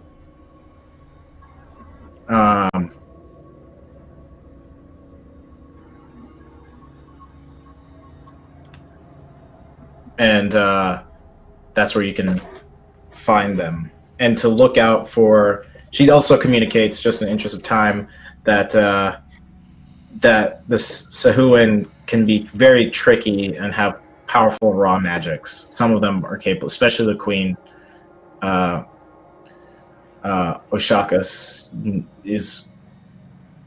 can be brash, raw, and very destructive with the magic she wields. I say, don't worry. So can I. And as soon as I say so can I, I'm going to use prestidigitation to, I don't know, make my eyes turn black or something. Okay. Can I do that with that? I don't know if I can do that with that. She basically says, she replies, don't insult me with easy tricks. And she does some sort of prestidigitation, but what you see is just kind of like these almost like magical looking gnats that appear in her hand, like marshy gnats. And she does like a small little like gas cloud. She forms like you see this like gaseous substance forming out of the soil and coming out in a very small radius. She like controls it, and you see her sweating. You know that you're knowledgeable, being a scarifer of some magics, and you know that she is sweating quite a bit to keep this magic controlled and contain the gaseous substance before it leaks away. Normally, you know that this would cover the whole room. But I'm just going to wink at her and be like, I knew I liked you. Well, I like you too because you brought back my baby, so I guess it's mutual. Are you missing any others? Like, not, yes. I mean, not necessarily babies, but I mean, I guess babies if you're missing babies, but like, do they have your people captured too? The Sahuan do have another one taken, yes. Who? What's their name? Do they speak common? No, this us, but their name is Clearpool. She says Clearpool. Clearpool. If I Is say the that, will baby's they name. understand it? No, but I might be able to teach you how to say it in my language. Yeah, do that. And, like, teach me a couple of things. I tell you what, I'll be right back. I'll be right back. And Okay. I would like to, I want to lead Trev. I gotta get him some help. He's gonna die on me. Okay, so I would like to lead Trev out and ask and get Isabel's attention and be like, can you, or pick somebody, be like, can somebody help him, please? I need a minute with her. She's gonna teach me some things. And he's gonna when you say that, Little Bird looks up, looks at you, and says, like, communicates, like come with, essentially, in Kenku, like, just her repeating stuff in Kenku, and she like communicates. Hold on, Little Bird, listen. I need you to repeat after me. I want you to say, yes. She says yes and no, and everything you're communicating. Say no. Now say I don't know. Now, Says can all you those help things. him? She says yes. Oh, Perfect. yes. She says yes. And Great. she also gets Pick's help. Between Pick and Little Bird, they're able to kind of, depending on what spells you have, Pick. Actually, Little Bird would probably be better at this. So Little Bird ends up Isabel passing. also has cure wounds. Well, Pick has cure wounds as well. Okay. Yeah. I would say between all of you, you're able to. It does the trick as far as like some of the wounds he's created to help with like infection, but it's not able to kind of stop from the serious, not serious, but from the disease that he's kind of acquired just by being malaise and tired. Yeah. I'm gonna ask Aurora to keep an eye on him Okay. for us. I would imagine that you communicate to Little Bird that you need to figure out some words to say to find Clearpool. And since Little Bird's a Kenku, she'd be able to repeat whatever Queen Militia says. I would like both of us to learn those things, just in case one of us is down for the count for whatever reason. Okay. You're going to need a performance check, Patience, where Little Bird Kenku isn't going to have to, because innately she can do that. Sure. Nope, that's a 3. I'm gonna do it really poorly and be like, yeah, no, it's a really good thing that we have you with us, Little Bird. Little Bird says, she points to herself and she's like, again, and she like points to herself and kind of like does a hand gesture of like later on she could say again to like have you learn it later on if that's something that you wanted to do with Little Bird. Okay. Yeah. So you didn't have to keep using Queen Militia so she can keep doing what she's doing. I will then turn to the Queen and say, thank you very much. Your home is lovely. We're gonna go. Hopefully. Before you go, yes. understand that we do want to help, and we will probably send a couple of us behind you. However, depending on the state of Thousand Teeth, my guards will not help you in this attack for concern of Thousand Teeth. However, if you're able to take out... Yes, but if you're able to either take out Thousand Teeth or unshackle his mind, then we may be able to help you in this battle coming. Okay. Just keep that in mind. Sure. Okay. Do you guys happen to have anything that might help, like, you know, like healing potions or crossbow bolts or... We have a couple potions that we can give you that we've gathered from the citizens of Saltmarsh that we traded with. However, from what you said, they just don't seem to be official people from Saltmarsh. We do still need some sort of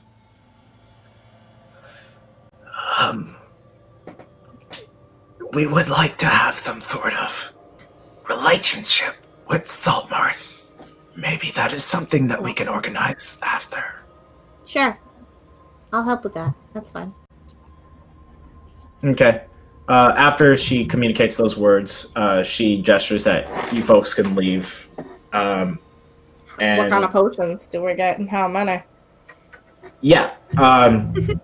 She gives you one of the regular potions, which is the 4d4 plus 2, I think it is.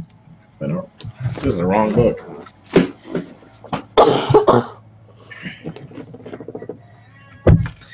Dungeon Master, flip to the right page. Nice. Nailed it. Rad. I still got it. It's 2d4 plus 2, rather. So you have the 2d4 plus 2, and then she does have... Let me just pull it up here.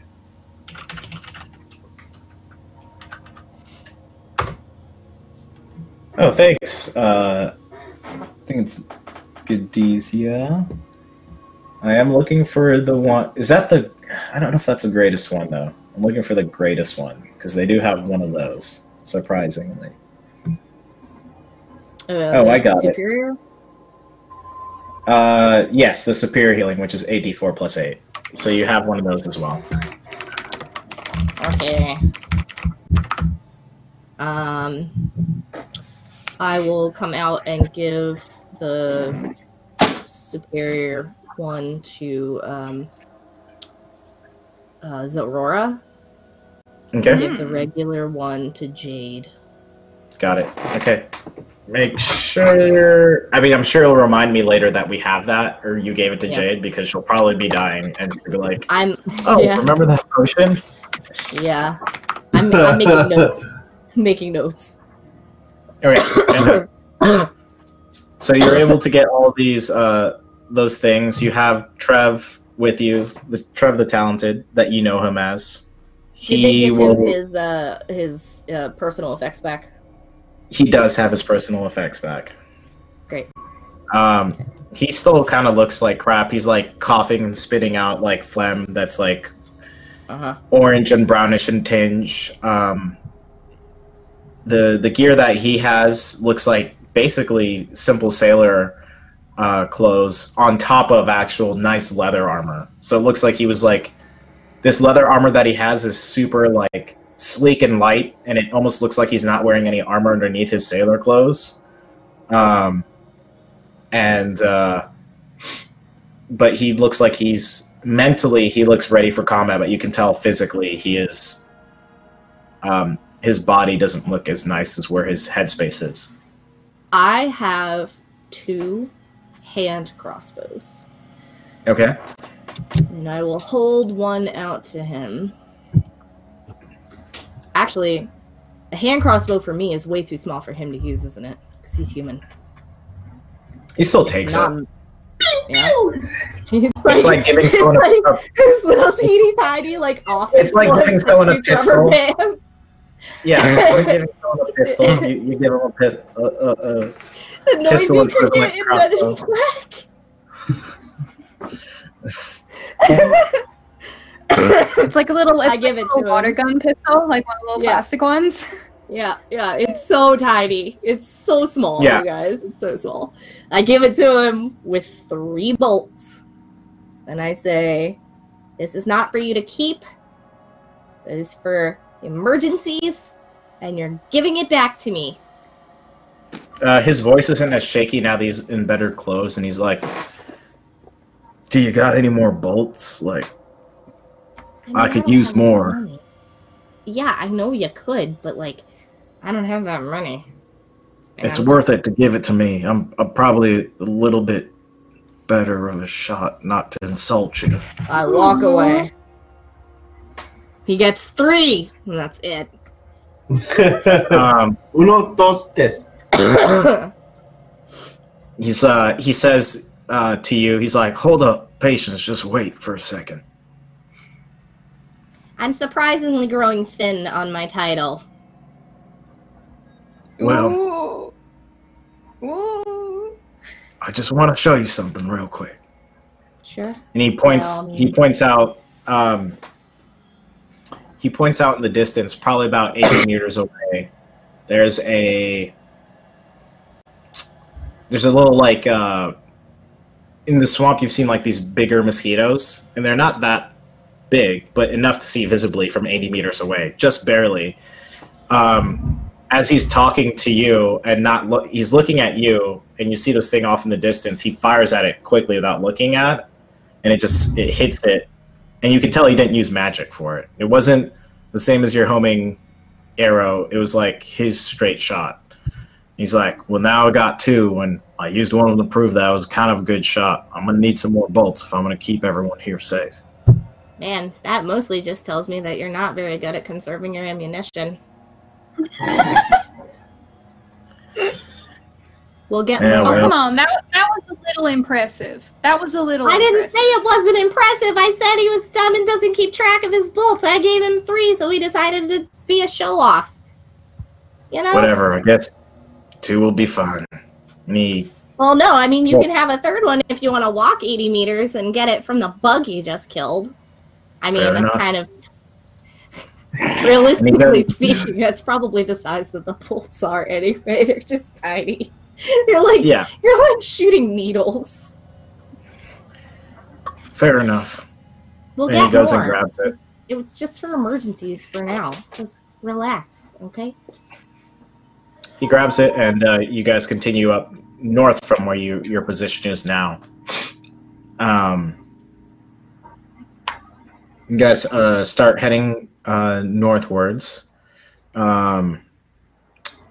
And by the time you come out of the little hideout, the lizard folk hideout, it's probably getting closer to sundown at this moment. Out of their kindness pick, one of the guard that you gave tea to before you left ends up giving you some provisions and some of the spices that they use. You can see that 3 of the little mystery meats that they've given you is you can like smell and touch and look at it and palpate it. You can tell that it's in good condition. The 4th one, however, doesn't seem consumable by humanoids such as you. He's gonna save that one for bait. Pick is gonna turn to what's his name? T-Buddy. T-Rev. T-Rev. I mean T-Rev. Like Reverend? Like a oh, never mind. Yes. Yes, he is a priest. Do you know what these things are supposed to look like that we're supposed to find? Because I don't think I've ever seen one before, eh? Yeah, they kind of look like... well, they don't look like the lizard folk. What they do look like is...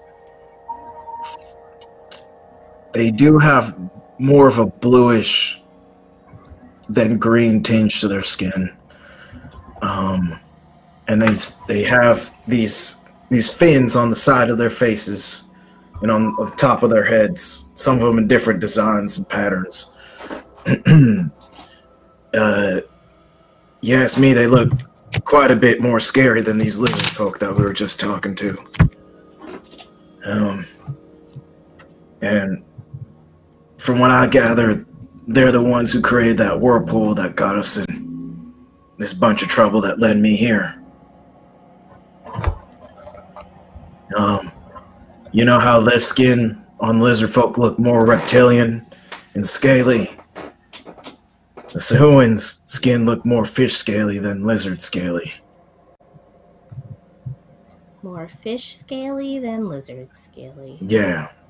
And their teeth, the teeth on the Sahuan, they look more needle-like and bunched in together.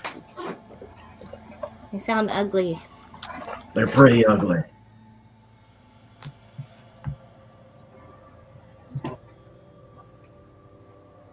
Sounds like we just gotta take him So sounds like we just gotta take him down, eh? Yeah, Probably the best bet. And that's what I would do. Yeah. Do you know how far they are, eh? No, I didn't. I haven't been to the area that we're going to. It looks like they took the sailors I was with up north here. The place that we docked at was southwest of here, and this is all new exploration for me. You didn't dock at Saltmarsh, did you? No, we thought that town was hostile, so we tried docking someplace where it didn't seem that too many people were, but it looked like the wrong place to dock at the time. Oh, well, the Saltmarsh peoples are really good. We've been there, and we really liked them. They actually the ones who sent us on this quest, eh? So you can thank them for keeping us busy when we get back. Yeah, well, it looks like you made the right choice. I was trying to communicate that with the captain, but he seemed, at the time, he's a newer captain, he seemed a little bit more panicked about going towards that little town of Saltmarsh, and I wish we had gone that way. It seemed that he was more panicked about going there after going through with the same thing you experienced. We went through that same thing too, where the world got a little bit weird, and we're on the ocean 1 minute, and the ocean turns into a waterfall, and then back to the ocean again, and it spooked our little junior captain, and he wasn't making good decisions after that. Is it the captain that you found was skimming off the top? No, it wasn't. It was his first mate that he was. Oh. The captain was. I don't think the captain was in it, but the captain was turning a blind eye to it. So he knew about it? Yeah, but he thought that first mate was skimming off the top for himself and not for an organization. You mean like skimming the vegetables off the soup, eh? Yes. Yeah, that's one way of putting it, yeah. I mean, the captain was skimming off the top for himself, and that's not something I was too concerned about. It seemed like he was saving it for later, just like some worried man would. But Do you mean to tell me that a captain knew that his first mate was skimming off the top and then didn't get mad about it? no, because the captain was doing the same thing, but for personal reasons. He thought that his first mate... About that? Yeah, they were in it together, skimming off the top, but they weren't in it together about getting that money to the organization that the first mate was working for. So the captain thought that they were both in it together for themselves, but really the first mate was in it together for the crime syndicate. That's right. Good job. Well done. Well done. Yeah, I'm getting used to it. What do you mean you're getting used to it? Pick You've been in looks this game so for a long lost. time. So basically what happened is Trev was on a naval ship, and they were, remember that some of these naval ships were delivering money from Hansha to Agerstein Steel Beach. Agerstein, the continent, Steel Beach being it's like the number one city in the world as far as that's concerned. Anyway, Trev found out that there was some sort of skimming off the top happening from one of the naval ships, but he knew that someone was using that skim off the top to fund some sort of illegal operation in Steel Beach. And Trev figured that out. So that's the only thing that's been going on in the conversation between Patience and Trev. Nice. Yeah. And Trev also communicated to Patience that he's new in the more spy part of the game than he was being good at. Trev for a long time was more of a muscle, quote unquote, for the organization than like an operator / muscle, rather than being someone who played the long game. And it's something that he's been trying to get into. Thank you. So in other words, what you're saying is you have no patience. Nah, they don't call And me we're that working for on a that. reason. That's right. Oh, that's fair. They do I guess call I me could be learning from you then. They do call me that for a reason. I am pretty patient. But anyway, Isabel, can you track these guys and see what we can find? And I will have Isabel attempt to track them in her favorite terrain. Okay. What do I Yes. do for that? What do I roll something for that for her? What do I do? I have her Survival. stats and everything. She's going to roll survival. Tracking is survival. At least that's how I've always done it. That's fine. Because it makes the most sense. Does she get advantage because she's in the swamp? Yes, she does. Cool. We'll do. At least that's how I rolled like shit. how I It's do a it. 10. I rolled a So 4 and a 2, and she is a +6, so it's a 10. Okay. She's able to pick up in the swamp some bigger fish-like scales that seem to be not aligned with the smaller fish scales of what you see in these brackish marshes waters. And with the information given to her by Trev, is able to ascertain that these Sahuan might have been in this area, and maybe possibly about after 2 hours of searching, kind of in now nighttime, she's able to find a general direction of where they were going. So now this path that she's taking you is now going more northeast than it was northwest a second ago. So now she ends up orienting the group towards a more northeast position as you folks keep. Take my position. Actually, as we came out of the lizard folk area, like den thing, I started riding Sasha again. Okay. I've been having this whole conversation this whole time, just riding Alagris. Perfect. I need you to make a perception check for me, Patience, if you would. And pick, I'm just assuming that you're keeping the group's travel speed pretty Natural 20. In a good level. Nice. Pick. Alex. Sorry. I rolled it in the thing and it didn't pick up on it. But it was Are you using your cantrip to mold terrain or mold earth? Fine. Oh, yes. Okay. Oh, yeah, he's been doing it the whole time. Okay. I'm hearing some sort of fan or some sort of thing in the background right now. I don't know whose that is. That's me. Anyway. Hold on. I gotta get my thoughts together. We're good. So at this point, it's nighttime, and you guys are traveling at night. Patience, as you got that roll, you do hear the swamp pick up again in sound and crescendoing. Mm-hmm. You gather with all those rolls that you're making, and from the excellent rolls you made during watch when you're on top of the hill, that this is probably not the safest hours of transit, because the swamp seems to be more nocturnal and activity picks up at night. Hey, we should camp. And I don't know what your light sources are, but they're not as great. Something about this terrain doesn't make the light sources as effective because of the heavy brush and heavy vegetation around here. I think that Isabel she's a tiefling, so I think, yeah, she has dark vision, so that's good. Pick has a torch.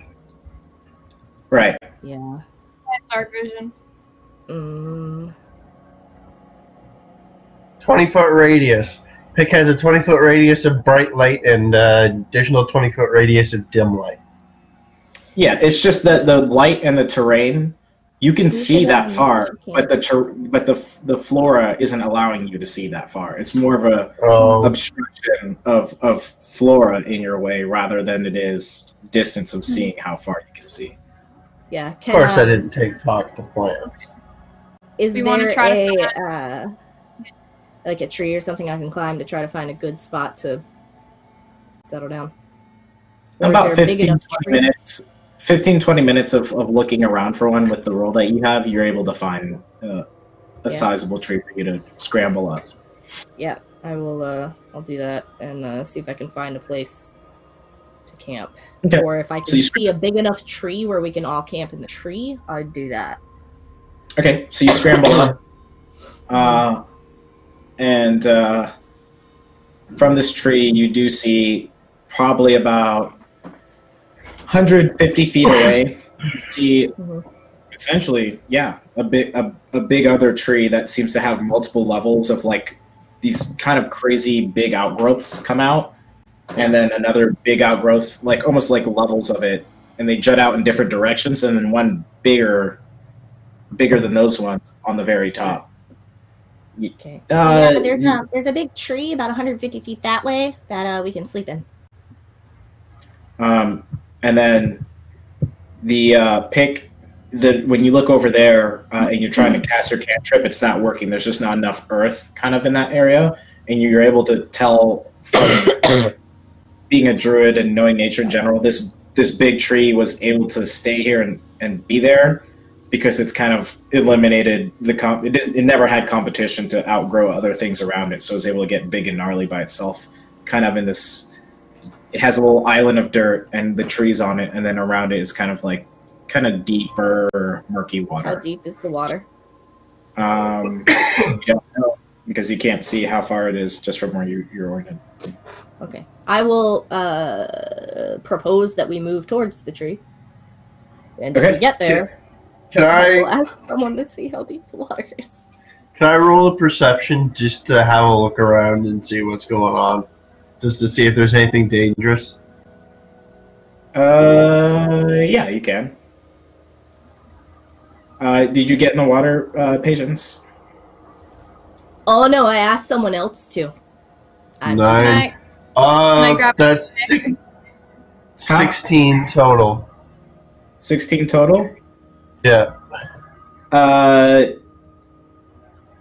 Yeah, I mean, you see nature around you. It's nothing different. Like you see frogs, you see snakes. Some snakes that are a little bit concerning, but it's not in the path of where you're going. They don't seem to be around the big pool that you're going towards. They seem to be on the other side of the marsh and just swimming away. You see, a whole bunch of gnats and insects and bigger mosquitoes. Now you have mosquitoes that are about the size this big going around. The part they're slow and kind of dumb. You're able to like slap them away as they've been coming around you folks during this journey. Can I grab a stick and test the depth of the water? Yeah, you grab a stick and test the depth of the water. It's probably about 5 feet deep. You see Pick look at the water. He's just gonna be like, all aboard, eh? And he's just gonna hunch over and he's gonna wild shape into moose, which are freaking massive.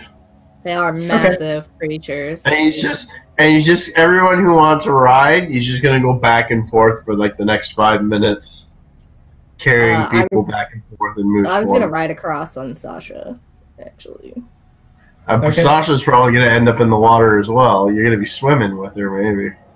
Well, I mean, she has to swim, but she's in life. I'm absolutely riding Moose Pick. Let's go. It's like 10 feet above the water. There's no way you're getting wet. It's a battle. Oh, I didn't even. Oh, yeah. Yeah, I didn't consider it. They're more than 5 feet tall. Okay, so eventually the whole party. I will eventually ride the moose. Eventually the whole party makes their way over. According to how you guys said it. You guys ride Pick, you get over there.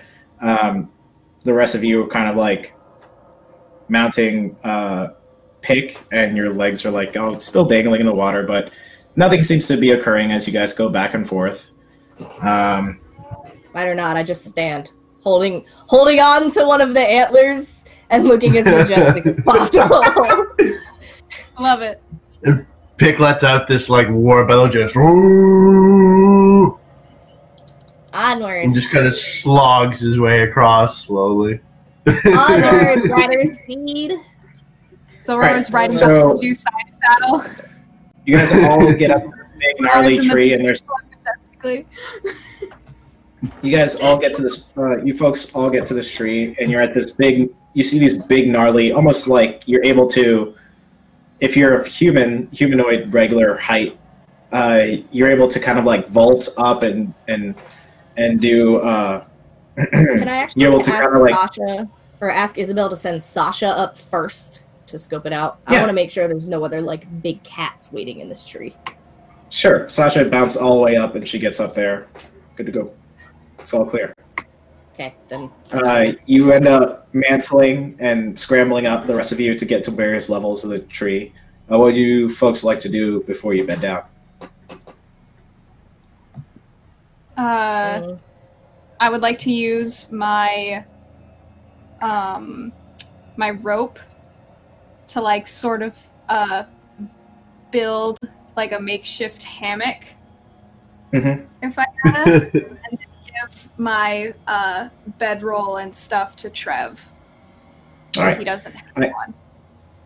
I need I need the person, figure out amongst you who has the highest investigation at the moment. Definitely not me. Definitely not me. Isabel's a +2. Patience is a Go ahead +1. and make a roll. Is patience? For Investigation. Isabel or Patience? Patience is +1. Isabel's +2. Oh, I guess Isabel can do it. Okay, does she have advantage because she's in the swamp or no? Yes. Okay. Playing the rules. 16 total. Okay. Well, I mean, I don't So know you- why he's asking. That's why I ask if it has anything to do with her parade. So you see Isabel kind of like scratching her hip, and you see her like scratching underneath her boob, and you see her like kind of like grabbing onto the back of her trap, and then she like reaches under and grabs something, and you just see this like writhing looking leech in her hand. She's like, guys, and she's just like pulling leech out of her trap underneath her hip and like under her leg. I checked myself immediately! Same. So Isabel has 3 leeches on her, and she's able to remove that. Patience. You have 4 leeches on you. Well, wait, I didn't touch the water! You're underneath your legs and water. boots. Underneath your legs and boots, where you were riding Pick, is where you. Oh no, you're halfway. One pick. Yeah, I'm You're only good. 2 foot 8 inches. Oh, thank God. So Laura, you were on. I'll help who? other people.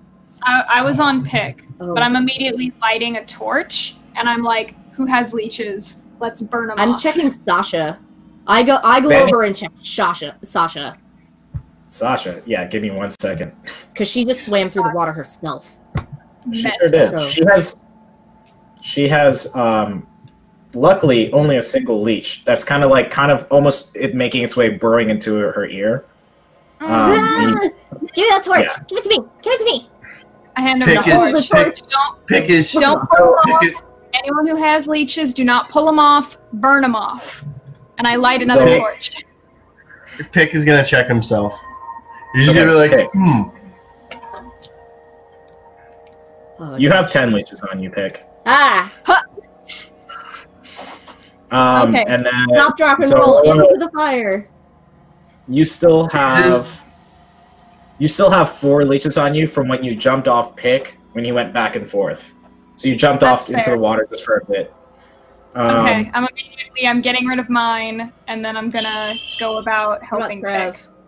I need all 3 of you to make Constitution saving throws. Even me? I Yes. didn't have any. Oh no, not you. Okay. But Sasha gets to. Do I need to for Isabel? That is Constitution +3. That's a I don't have 14. I don't That have is 14 Sasha's, for me as well. I don't Okay. have Sasha's stats. You want me to just use Isabel's and then do it that way? Yeah, sure. Okay. 10. Okay. So looks like everyone has. Yep. So whoever is whoever has failed here, which is everyone, all you folks now have the poisoned effect. Despite you trying to burn them off, in fact, when you try to burn them off, whatever kind of pathogens or whatever they have to start the sucking process, burning it, they regurgitate it back into your system. Because you kind of like failed the Constitution and knowing that they were there. So you folks are poisoned for the time being. But nothing on the tree. The tree looks like a nice little respite, but you've now found out between Pick and Isabel, her knowing swamp stuff, why this tree hasn't had any competition. The leeches. Oh, the God. leeches. Pick's just They're gonna. the big bad. The leeches are the big bad. Yeah. Pick's gonna dump some salt on one, and wait till it pops off, and then just pop it in his mouth and give it a chew. Okay, sure. Roll a Constitution check. Zora's gonna see that and just backhand. With disadvantage, Pick.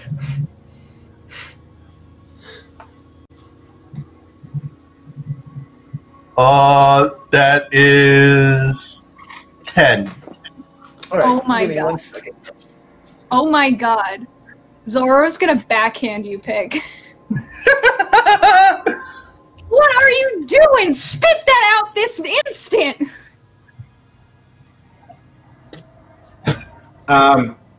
Okay, so you say that to Pick, and Pick, you don't respond. I mean, Pick, sorry, you can respond. You just don't hear anything Zelra was saying.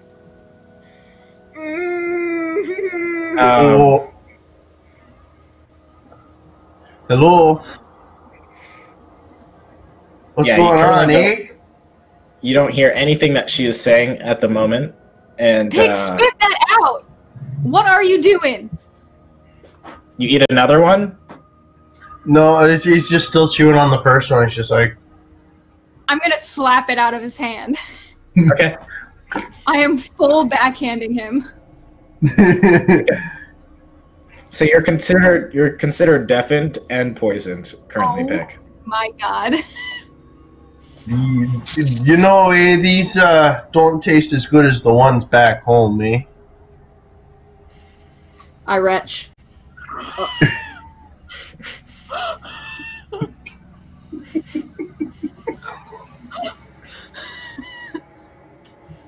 Well, my older sisters were ranger. They told me everything, well, just about almost everything in the food chain can be eaten by people, eh? But I don't think these are meant to be eaten by people. Yeah, don't eat it. Spit it out. You don't hear Zora saying that at all. Oh, are you saying something there, eh? Can you not hear me? Yes, I'm talking to you. What? Spit What? it out. What? Oh my God. I'm slapping the leeches out of his hand and I'm dragging him over to Little Bird. Little Bird, darling, can you please help? I think our friend has gone a little stupid. She's like, gone a little stupid? Yes, exactly.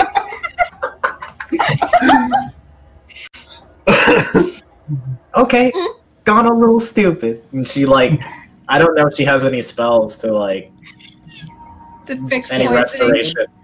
To fix Yeah. definite. I think most poison effects require restoration. I don't know if anyone in the party has any restorations. We don't have a cleric. No, we don't. Okay. She tries healing Pick, and she's like, okay, I don't know. Gone a little stupid? You tried, and I appreciate you. Pick, go to sleep. You sleep.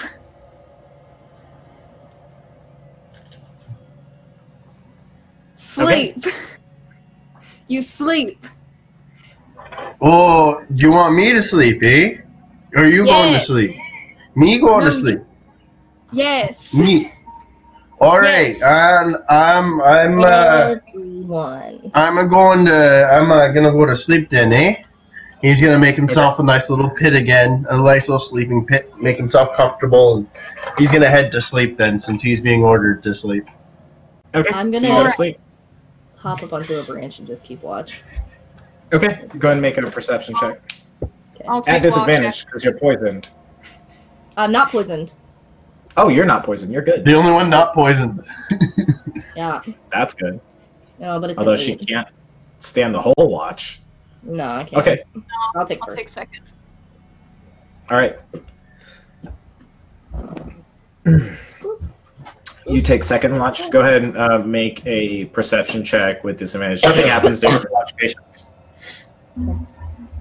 Perception at disadvantage. Okay. Not bad. Okay. And then we're gonna need one more watch. One more watch. Not Isabel will do it. Let me just pull up her stats with her perception. Okay. Yeah, Isabel can take it. Because she gets advantage because she's in the swamp. Okay. 15 for her. Okay. Little swamp baby. You love her. swamp, baby. We have baby guns. We have swamp baby. Baby gun. Back with your baby. Pick. Good to know, though. So we got a 15. However, pick. Mhm.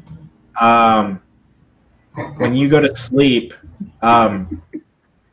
somehow out of nowhere, you like wake up spooked, and you think that the tree is trying to grab you. Like you're sleeping in it, you made a nice little canopy, but it looks like the tree is starting to like kind of overwhelm you, and the shadows are coalescing, and it looks like the branches are like hands. They're trying to come out and get you at the moment. Oh god, we're sleeping in the Whomping Willow. He is going to wake up and turn into a moose. Okay, so you turn into a moose. However, you're under. He's just like freaking out for a minute. Do I see anything? Yeah, I immediately jump up and like point my hand crossbow around. Like, what? You just see Pick freaking out and moosing out. Pick, you're under the frightened condition of the tree currently. Okay, I'm gonna go to Pick, and I'm gonna grab it by the face, like as gently as I can, and just try to like calm him down. And like he probably can't hear me, but I'm gonna just be all like, Pick, darling, relax. You're fine. This is okay. Breathe. You don't hear anything Zelrora's saying, and in fact, Zelrora kind of looks like some sort of dwarf swamp-looking inhabitant who's trying to grab you along the tree. He is going to headbutt her and then run away. Okay. Into the swamp. Oh Yes, God. he's gonna take off back into the water. He's so running off the edge of a tree. when you take off into the water, you splash down, and in front of you, you see this humanoid-looking creature with like fins on her ears, and then like fins on top of her head, and you see like a big toothy grin smirk on her face, like with the needle-type teeth, and she like looks at you like she's happy right in front of you, and she doesn't freak you out because the only thing that's frightened you currently is the tree. And you see that her eyes kind of glow with an arcane kind of color to them. She closes her eyes and opens them again. It's gone. And then she slowly starts to submerge herself into the water, and you don't see her again. She like disappears into the water. Do we see this at all? Because like I would have run to the edge of the tree and watched him do this. So, Aurora, Patience and Zelrora, you can make perception checks. Okay. At disadvantage, right? Yes. Or not dirty Patience. 20. Dirty 20. Okay, yeah, you were able to see like this arcane glimmer of eyes, but you can't see. I shoot her. No, I shoot it. Okay, go ahead and roll attack. I shoot it. That's an 11. Yeah, so it zips right, like you think you see where the eyes are, because that's all you see. You don't see like her full face. Pig's close enough, because he sees like most of it. You shoot and it just plinks into the water, and she ends up disappearing into the water, and you see like you hear these cackling Pig as air bubbles shift up, and then you just see her disappear into the water, gone. By this point, you shake your face, and you shake your moose-like face, and you look back at the tree, and the tree looks normal again. And you just see Patience and Aurora like standing on the tree branches, looking at you like concerned. Can he hear? He's just can't hear. He's just. I'm gonna motion for him to come to Come us. back. Come back. He's just gonna trot his way back, and he's just staring suspiciously at the tree. He's not sure something's wrong with it, but something's wrong with that tree. Tree looks So okay. the tree is on an island, right? You said it was on an island inside this pool thing? Okay. Patience is going to go down the tree and meet him on the... I know, it's really hot. Thank you for making it. Give it to me. Thank you. Sorry. Tea delivery. Just meet him down on the island and just light a fire down on the island instead and roll out her bedroll there. And just, like, not say anything, because obviously he can't hear anything, but just roll out her bedroll, like, we don't have to go up in the tree. We'll just camp down here.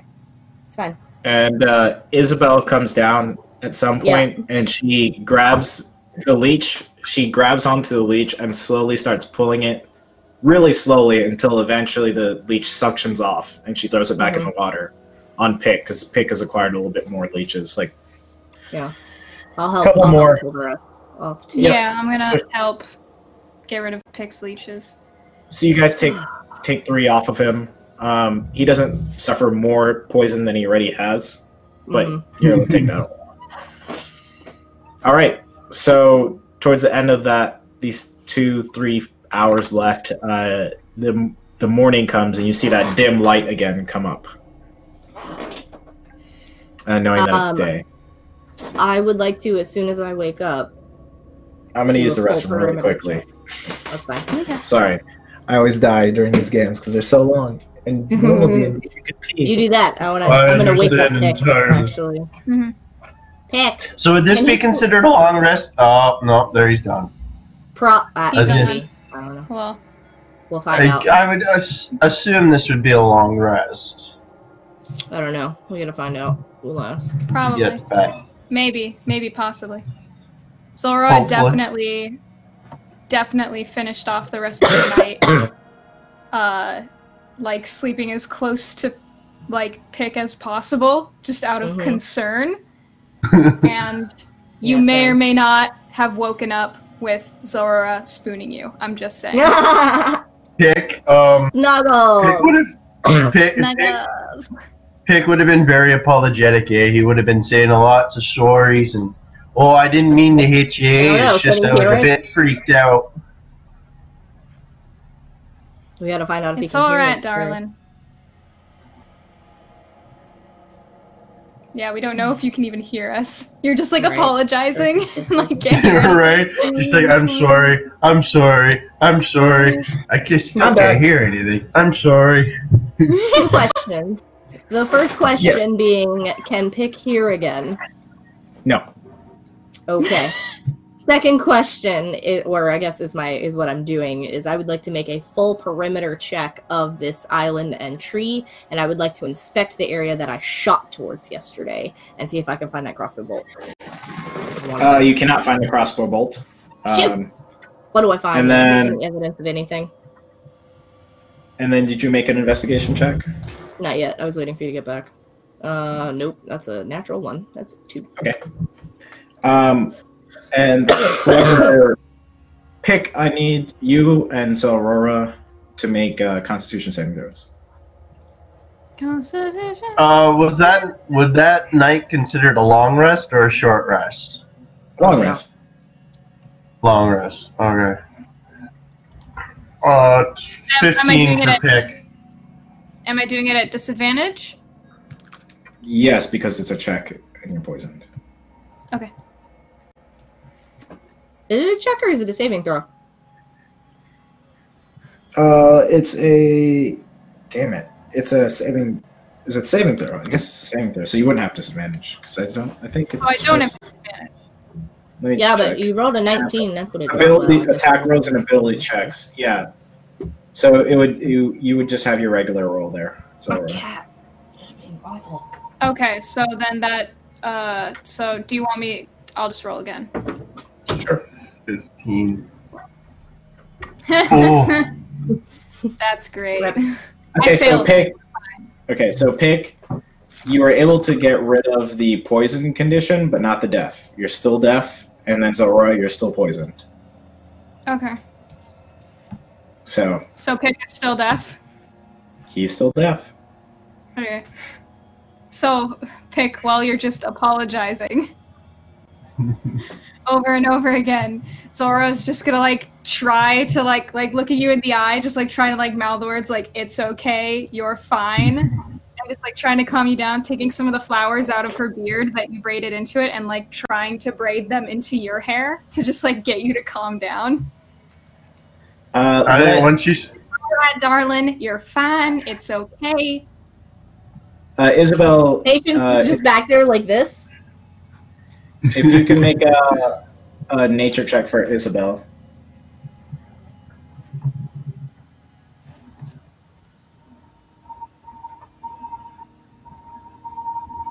Does it have an? Is it an advantage? Because swamp. Yes. Natural 20 minus 1 is 19. Okay. Nice.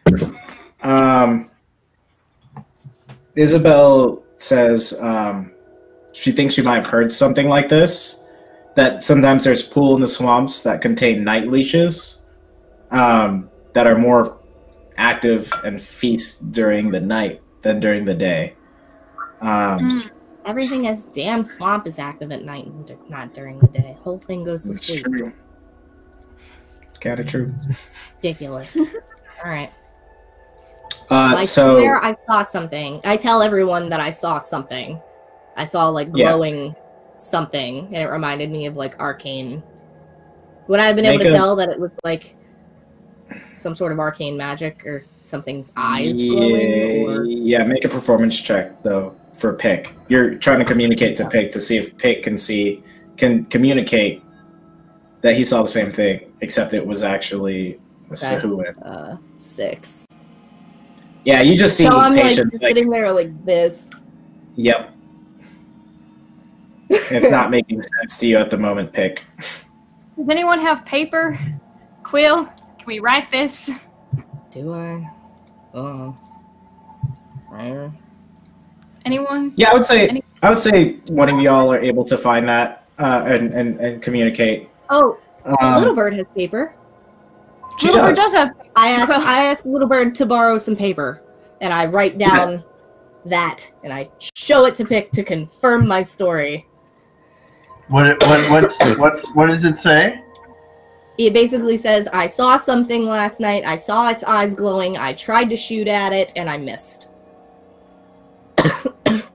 Oh, those eyes, eh? Yeah, those are freaky, eh? I saw them in the water. I think they were what we were looking for, eh? They had the fins. You know, they were talking about the fins and the big eyes. Oh, they're scary. They talked about them being, I presume that I would have told them everything the Queen said about them being dangerous and magical and stuff. So, she mentioned Wonder that if she got it. Wonder if they magic. get leeches on them, eh? They probably taste bad. I don't know. But anyway, I think we're going the right direction if we came this way and one of them showed up. I tried to find it this morning and I couldn't find any evidence of it. I couldn't find my crossbow bolt either, which made me really mad. So did you hit it, eh? When I look at Trev, wasn't awake. So No, it missed, but barely. What? I just shake my head. Oh, So- no, that's no goodie. Isabel kind of leads the party forward through the pool that you crossed at night to get back on the path that you were on. She emerges seemingly without any leeches on her. Seems like the leeches are now dormant. You folks gather back onto the trail, and about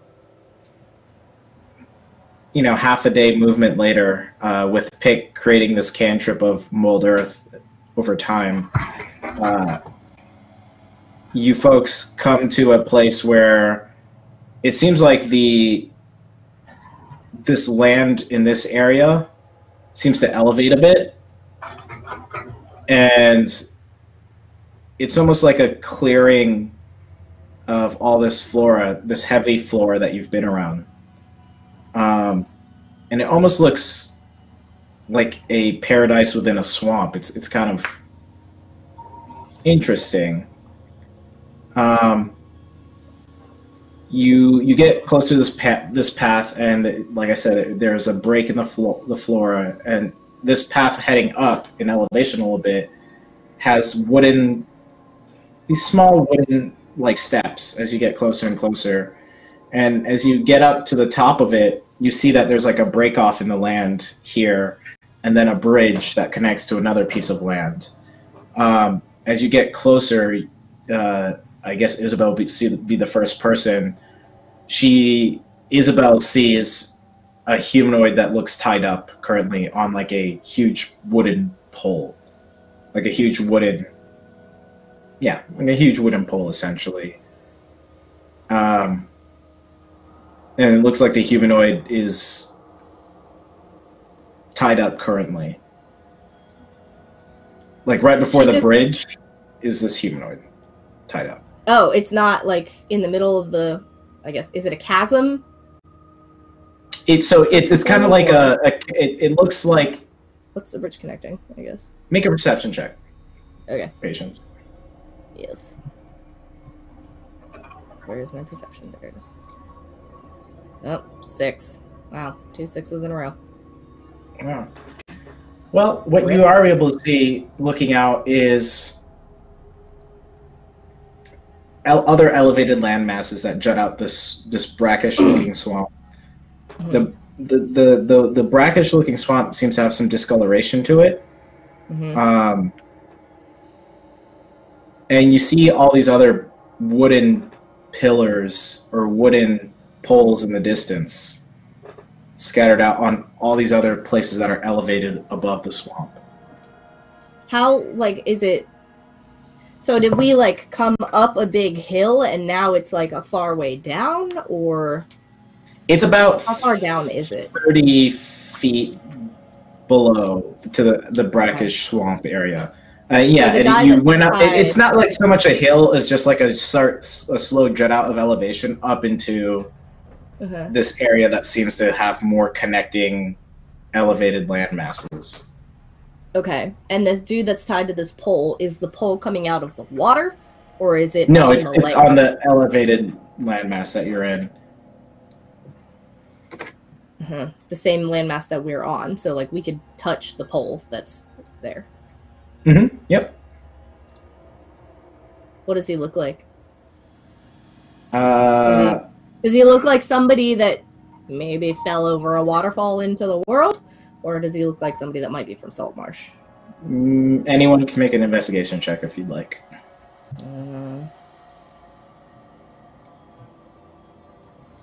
Well, that's mine, but I'm gonna roll one with.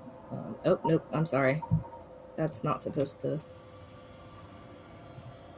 Oh, never mind. It didn't roll with advantage. 21 for Isabel. Okay. Those rolls, you're able to see that this humanoid in front of you has the same sort of clothing that a Lacragia Navy sailor would have. Okay. The humanoid looks like looks like it's not as heavy as it should be. Like it with how the rope is tied, it looks like the humanoid's kind of slack and sunken down a bit from where the rope was originally tied. Looking at the humanoid a little bit more, you do know that it's a human, and the features on the human is sunken and slightly pale. Is he alive? Pale. Hey. You can make a medicine check if you'd like.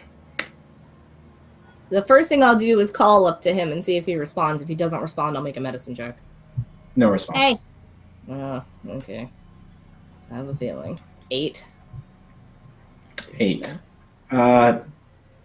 You just don't know if this person is so weak and unconscious. Are we still a bit away from them? No, I mean, with this humanoid that you're in front of, you're literally right in front of him. And the bridge is maybe about 5-10 feet in front of you. Trev, cut him down. Do you recognize him? Okay. Trev cuts him down. Yeah, this is, this seems to be, Bonita. Bonita. So it's a woman? No, he's like referring by his last name. Oh, okay. I'm sorry. Yeah, this is Bonita. He was a carpenter on the ship that I was on. He investigates. Is he alive? He's gonna make a roll here. Okay, that's a little bit better.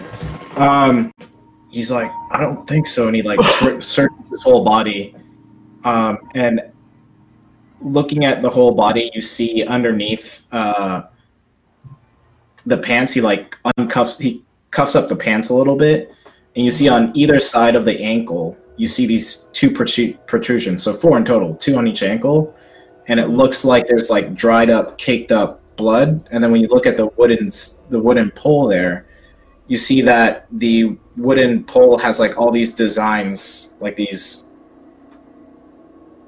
very archaic designs, and the Does it blood look kind like of some sort of sacrifice situation? I don't know. You could investigate it if you wish. Can I make an Arcana check? Sure.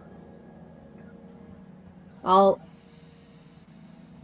investigate the pole without getting too close to the edge of the Just a sec. area. Just a sec. That's a Arcana. Oh, it's an intelligence check. That is a -2. No. That is an 8. 8 for Arcana. Okay. You can tell from those rolls that these pillars are new. Like the earth around the pillars are disturbed. Mm-hmm. And the patterns that you see on there look like intentionally carved into there. Mm-hmm. And as well as the place where this individual bled, in certain parts where the wood does jut out to collect it, it goes down these patterns. And then these patterns, it looks like they carved some of the earth there so that the blood would eventually just keep leaking into, and you look over the side of this elevated land, like you just look over 30 feet down, and you see that there was blood being collected into this brackish water. And now that you have seen it doing that, you see that this brackish water has a tinge of red to it. Gross. Can I search the body? Are there any crossbow bolts on him by any chance? There actually is. How many? And I want them. Priorities. Right? How many? And I want them. This person has, you find 30 on their person. Okay. And it looks like it was just like, these people didn't care, like, whoever did this, they didn't care the state that they were in. It almost looks like this person didn't put up much of a fight. Yeah. And whatever gear that was on them, looks like it was just basically put onto them, and they just quickly roped them up and put them up. Okay. Weapons. Also, is there any daggers or anything for Trev or anything like that? No, not that you see. Okay. I'm going to take 15 of those crossbow bolts, and I will give 15 to Trev. Okay. And I will hand them to him and be like, I told you. Thanks. Merry Christmas. Or Festivus. Whatever it's called. I don't do holidays. Let's get ready to go. I can tell. Nick is standing over the side, not paying attention. He's just making just little swamp flowers bloom, trying to figure out which one he likes best. Because he can't hear anything. He has no idea what's going on. I think this is some sort of sacrifice, or they need. I don't know why they're putting blood in the water, but this poor guy's been drained. What else would you guys like to do? You folks like to do? I mean, I guess we just move forward, but we should stay away from the edges. So you move forward onto the bridge, and at this point, make a perception check, patience. Okay. I'm heading as close to the middle as possible. 21. Okay. You see, as you folks are crossing the bridge, you see, you see on the other side of the bridge, like you're looking forward, behind you, it looks like you see in the water waking, this huge giant form waking in the water. On like the right side of the bridge that you're on. Mm-hmm. It's about 15 feet. It got actually pretty close. And at that moment, you see this big splash of water come up, and you see what you ascertain is probably Thousand Teeth.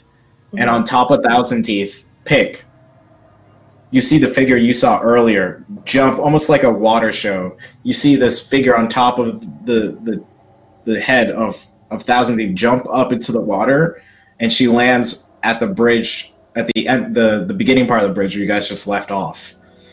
And then you see her go. That's her, eh? Oh, shit. Run. She's like, how far? Welcome. How far? You shall complete my ritual. And you see this like I grab the bridge. I grab the plank of the bridge. Sure. You scream, see, hold on. This magic being casted out. And, in her hand, it looks like it's some sort of, it's a small looking like pole dagger that's attached to like a piranha looking fish. And you see outside of the piranha looking fish that this blood leaks out of the piranha looking fish's mouth, and it like hits both sides of where the bridge is pivoted. This like form of magic, and it hits both things, and the whole party essentially, you guys are close enough to the side of the bridge where you slam onto the other piece of elevated terrain, and that's what we'll pick up next week. Grabbed onto the plank. And we'll figure out if you guys save your bridge rolls. Oh my god. And we're all at disadvantage except for Patience. Yay! And Pink isn't disadvantage. Oh yeah, he's just deaf. Yeah. Is Trev? No. Trev isn't under disadvantage. And I just gave him some crossbow bolts, so see, we're fine. Oh my god. We're gonna die. We're gonna die. We're all gonna die. If we die, it's gonna be a glorious death. Yeah. It's a bridge hanger. Oh, it's actually a literal cliffhanger, considering it's like 30 feet tall. We are on a bridge hanging from a cliff, so it is, in theory, a literal cliffhanger. So next week, chat is our finale, as well as the group here. So we're getting to the end of the campaign here. Single man tier. So yeah, I hope you folks enjoyed today's session. Ugly crying. I know, I'm fun, man. Followed by death. All right. So let's see here. Let's go around the table and let's go into who you are, where people can find you on social media, and I guess I actually don't know what the third thing should be. If you have, just say whatever, I guess. Favorite part about tonight? I don't know. Yeah, there you go. Favorite part about tonight. So Vanny, go ahead and take it away. Cool. My name is Vanny Stitches. That's VANI_Stitches. I do cross-stitch stuff on Twitch, and that's where you can find me on Twitter and Instagram. And I do nerdy D&D cross-stitch as well as other cross-stitch projects. And I'm a fiber artist. And I play too much Dungeons and Dragons. I am playing Patience, the halfling. She's an arcane archer. If you want to know her fighter, specialty. And specializing in crossbows. And my favorite part is Trev. I really like Trev. He's got that silky smooth voice, but also incorporating the backstory in. You're welcome. Which is funny because like he and Patience are just having these conversations, and everybody else is like, "Do you know what they're talking about?" No, I don't know. I don't know what they're saying. She hasn't said anything. I feel like one of the other party members like must have been a one-night stand. I don't know. Like Isabel doesn't even know. Like Isabel and Patience have been traveling for like 4 years together. They're best friends, and like she doesn't even know about the scarf stuff. So Aurora definitely thinks that you guys are like a thing. like exes. Yes, like that is absolutely what Aurora thinks is happening here. Headcanon. I think they dated at one point and now they're not anymore. Maybe they'll get back together. I ship it. All right, Lindsay, if you want to go into where people can find your social media and what you enjoyed tonight. My name is Lindsay Bouchard. You can find me on Twitter at DeBurbles and Instagram, Tumblr, and in the Twitch chat as something that says Bubbles. I play Zora Belinzeos, the Dwelf fighter, and my favorite thing tonight was probably Pick eating the leech. Perfection. That was pretty choice. And it may or may not have made Zora realize that she maybe has a small crush on Pick. We'll see what happens. What happened? No. Uh-oh. How? However, could we tell? No one knew. I couldn't tell. Isabel could tell. Oh no. Listen, okay, Zora isn't in touch with her feelings a whole lot. She takes care of other people first. I feel like that's a running theme in this entire party. Mm-hmm. It's too real. Pretty much. Yeah.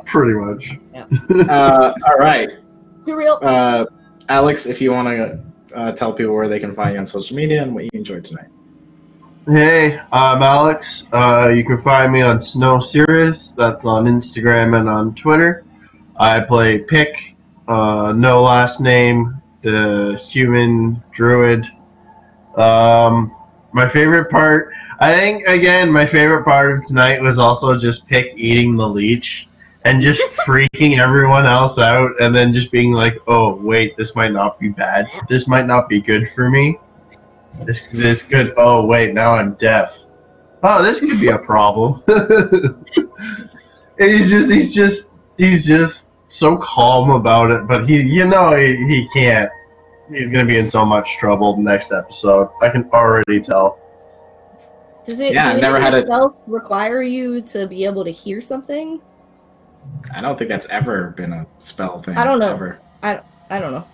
Well, I mean, I guess technically, if a creature casts a spell on him and he can't hear the spell, doesn't that? Mm-hmm. No, it still affects you. It's just for target acquisition.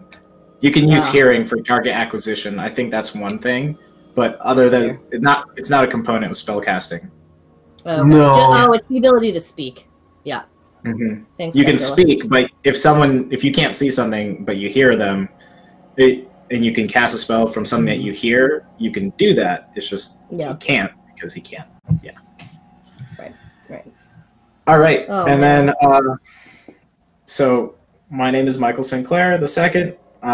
You can find me at Michael Crits on Instagram and Twitter. I was going to say Tumblr, but Tumblr, you don't want my Tumblr. Now I kind of do. You don't want that. So, And my favorite part of tonight was figuring out all these ships. I had no idea what ships were happening because I'm just We gotta come busy up with dungeon ship mastering names over now. here. Yeah. So, and I'm happy that we're getting towards the finale. Like, some of the strings are being tied together for this finale bit. Yeah, very excited about that. You can catch our finale next week, Saturday at 8 p.m. Eastern Standard Time. And then, I don't know if I'm allowed to say, but I'm part of a new campaign starting tomorrow, Sundays at 8 p.m. I will just put more stuff about that on my own personal Twitter because I don't know what I'm allowed to sponsor and what not I'm allowed to sponsor. But I'm eventually going to be a player character, which is super exciting because I've been DMing for like the past 3-4 years. I never get to be a player character, so I'm super excited. Yeah. Yay! If you want to see my new character or learn stuff about my new character, follow my Twitter and watch the stream. It'll be super awesome. So, yeah. But yep, enjoy it, everyone. I hope you in chat enjoyed this series. Finale, like I said, is on Saturday, and possibly might DM some more stuff after I get some PC time. I just need to step away from DMing for a little bit so I can enjoy this again. So that will be it. If anyone else has anything in the cast, but other than that, thanks for watching The Ghost of Saltmarsh, The Sirens Medal, and we'll see you again next week. Bye. Bye. See you out, eh?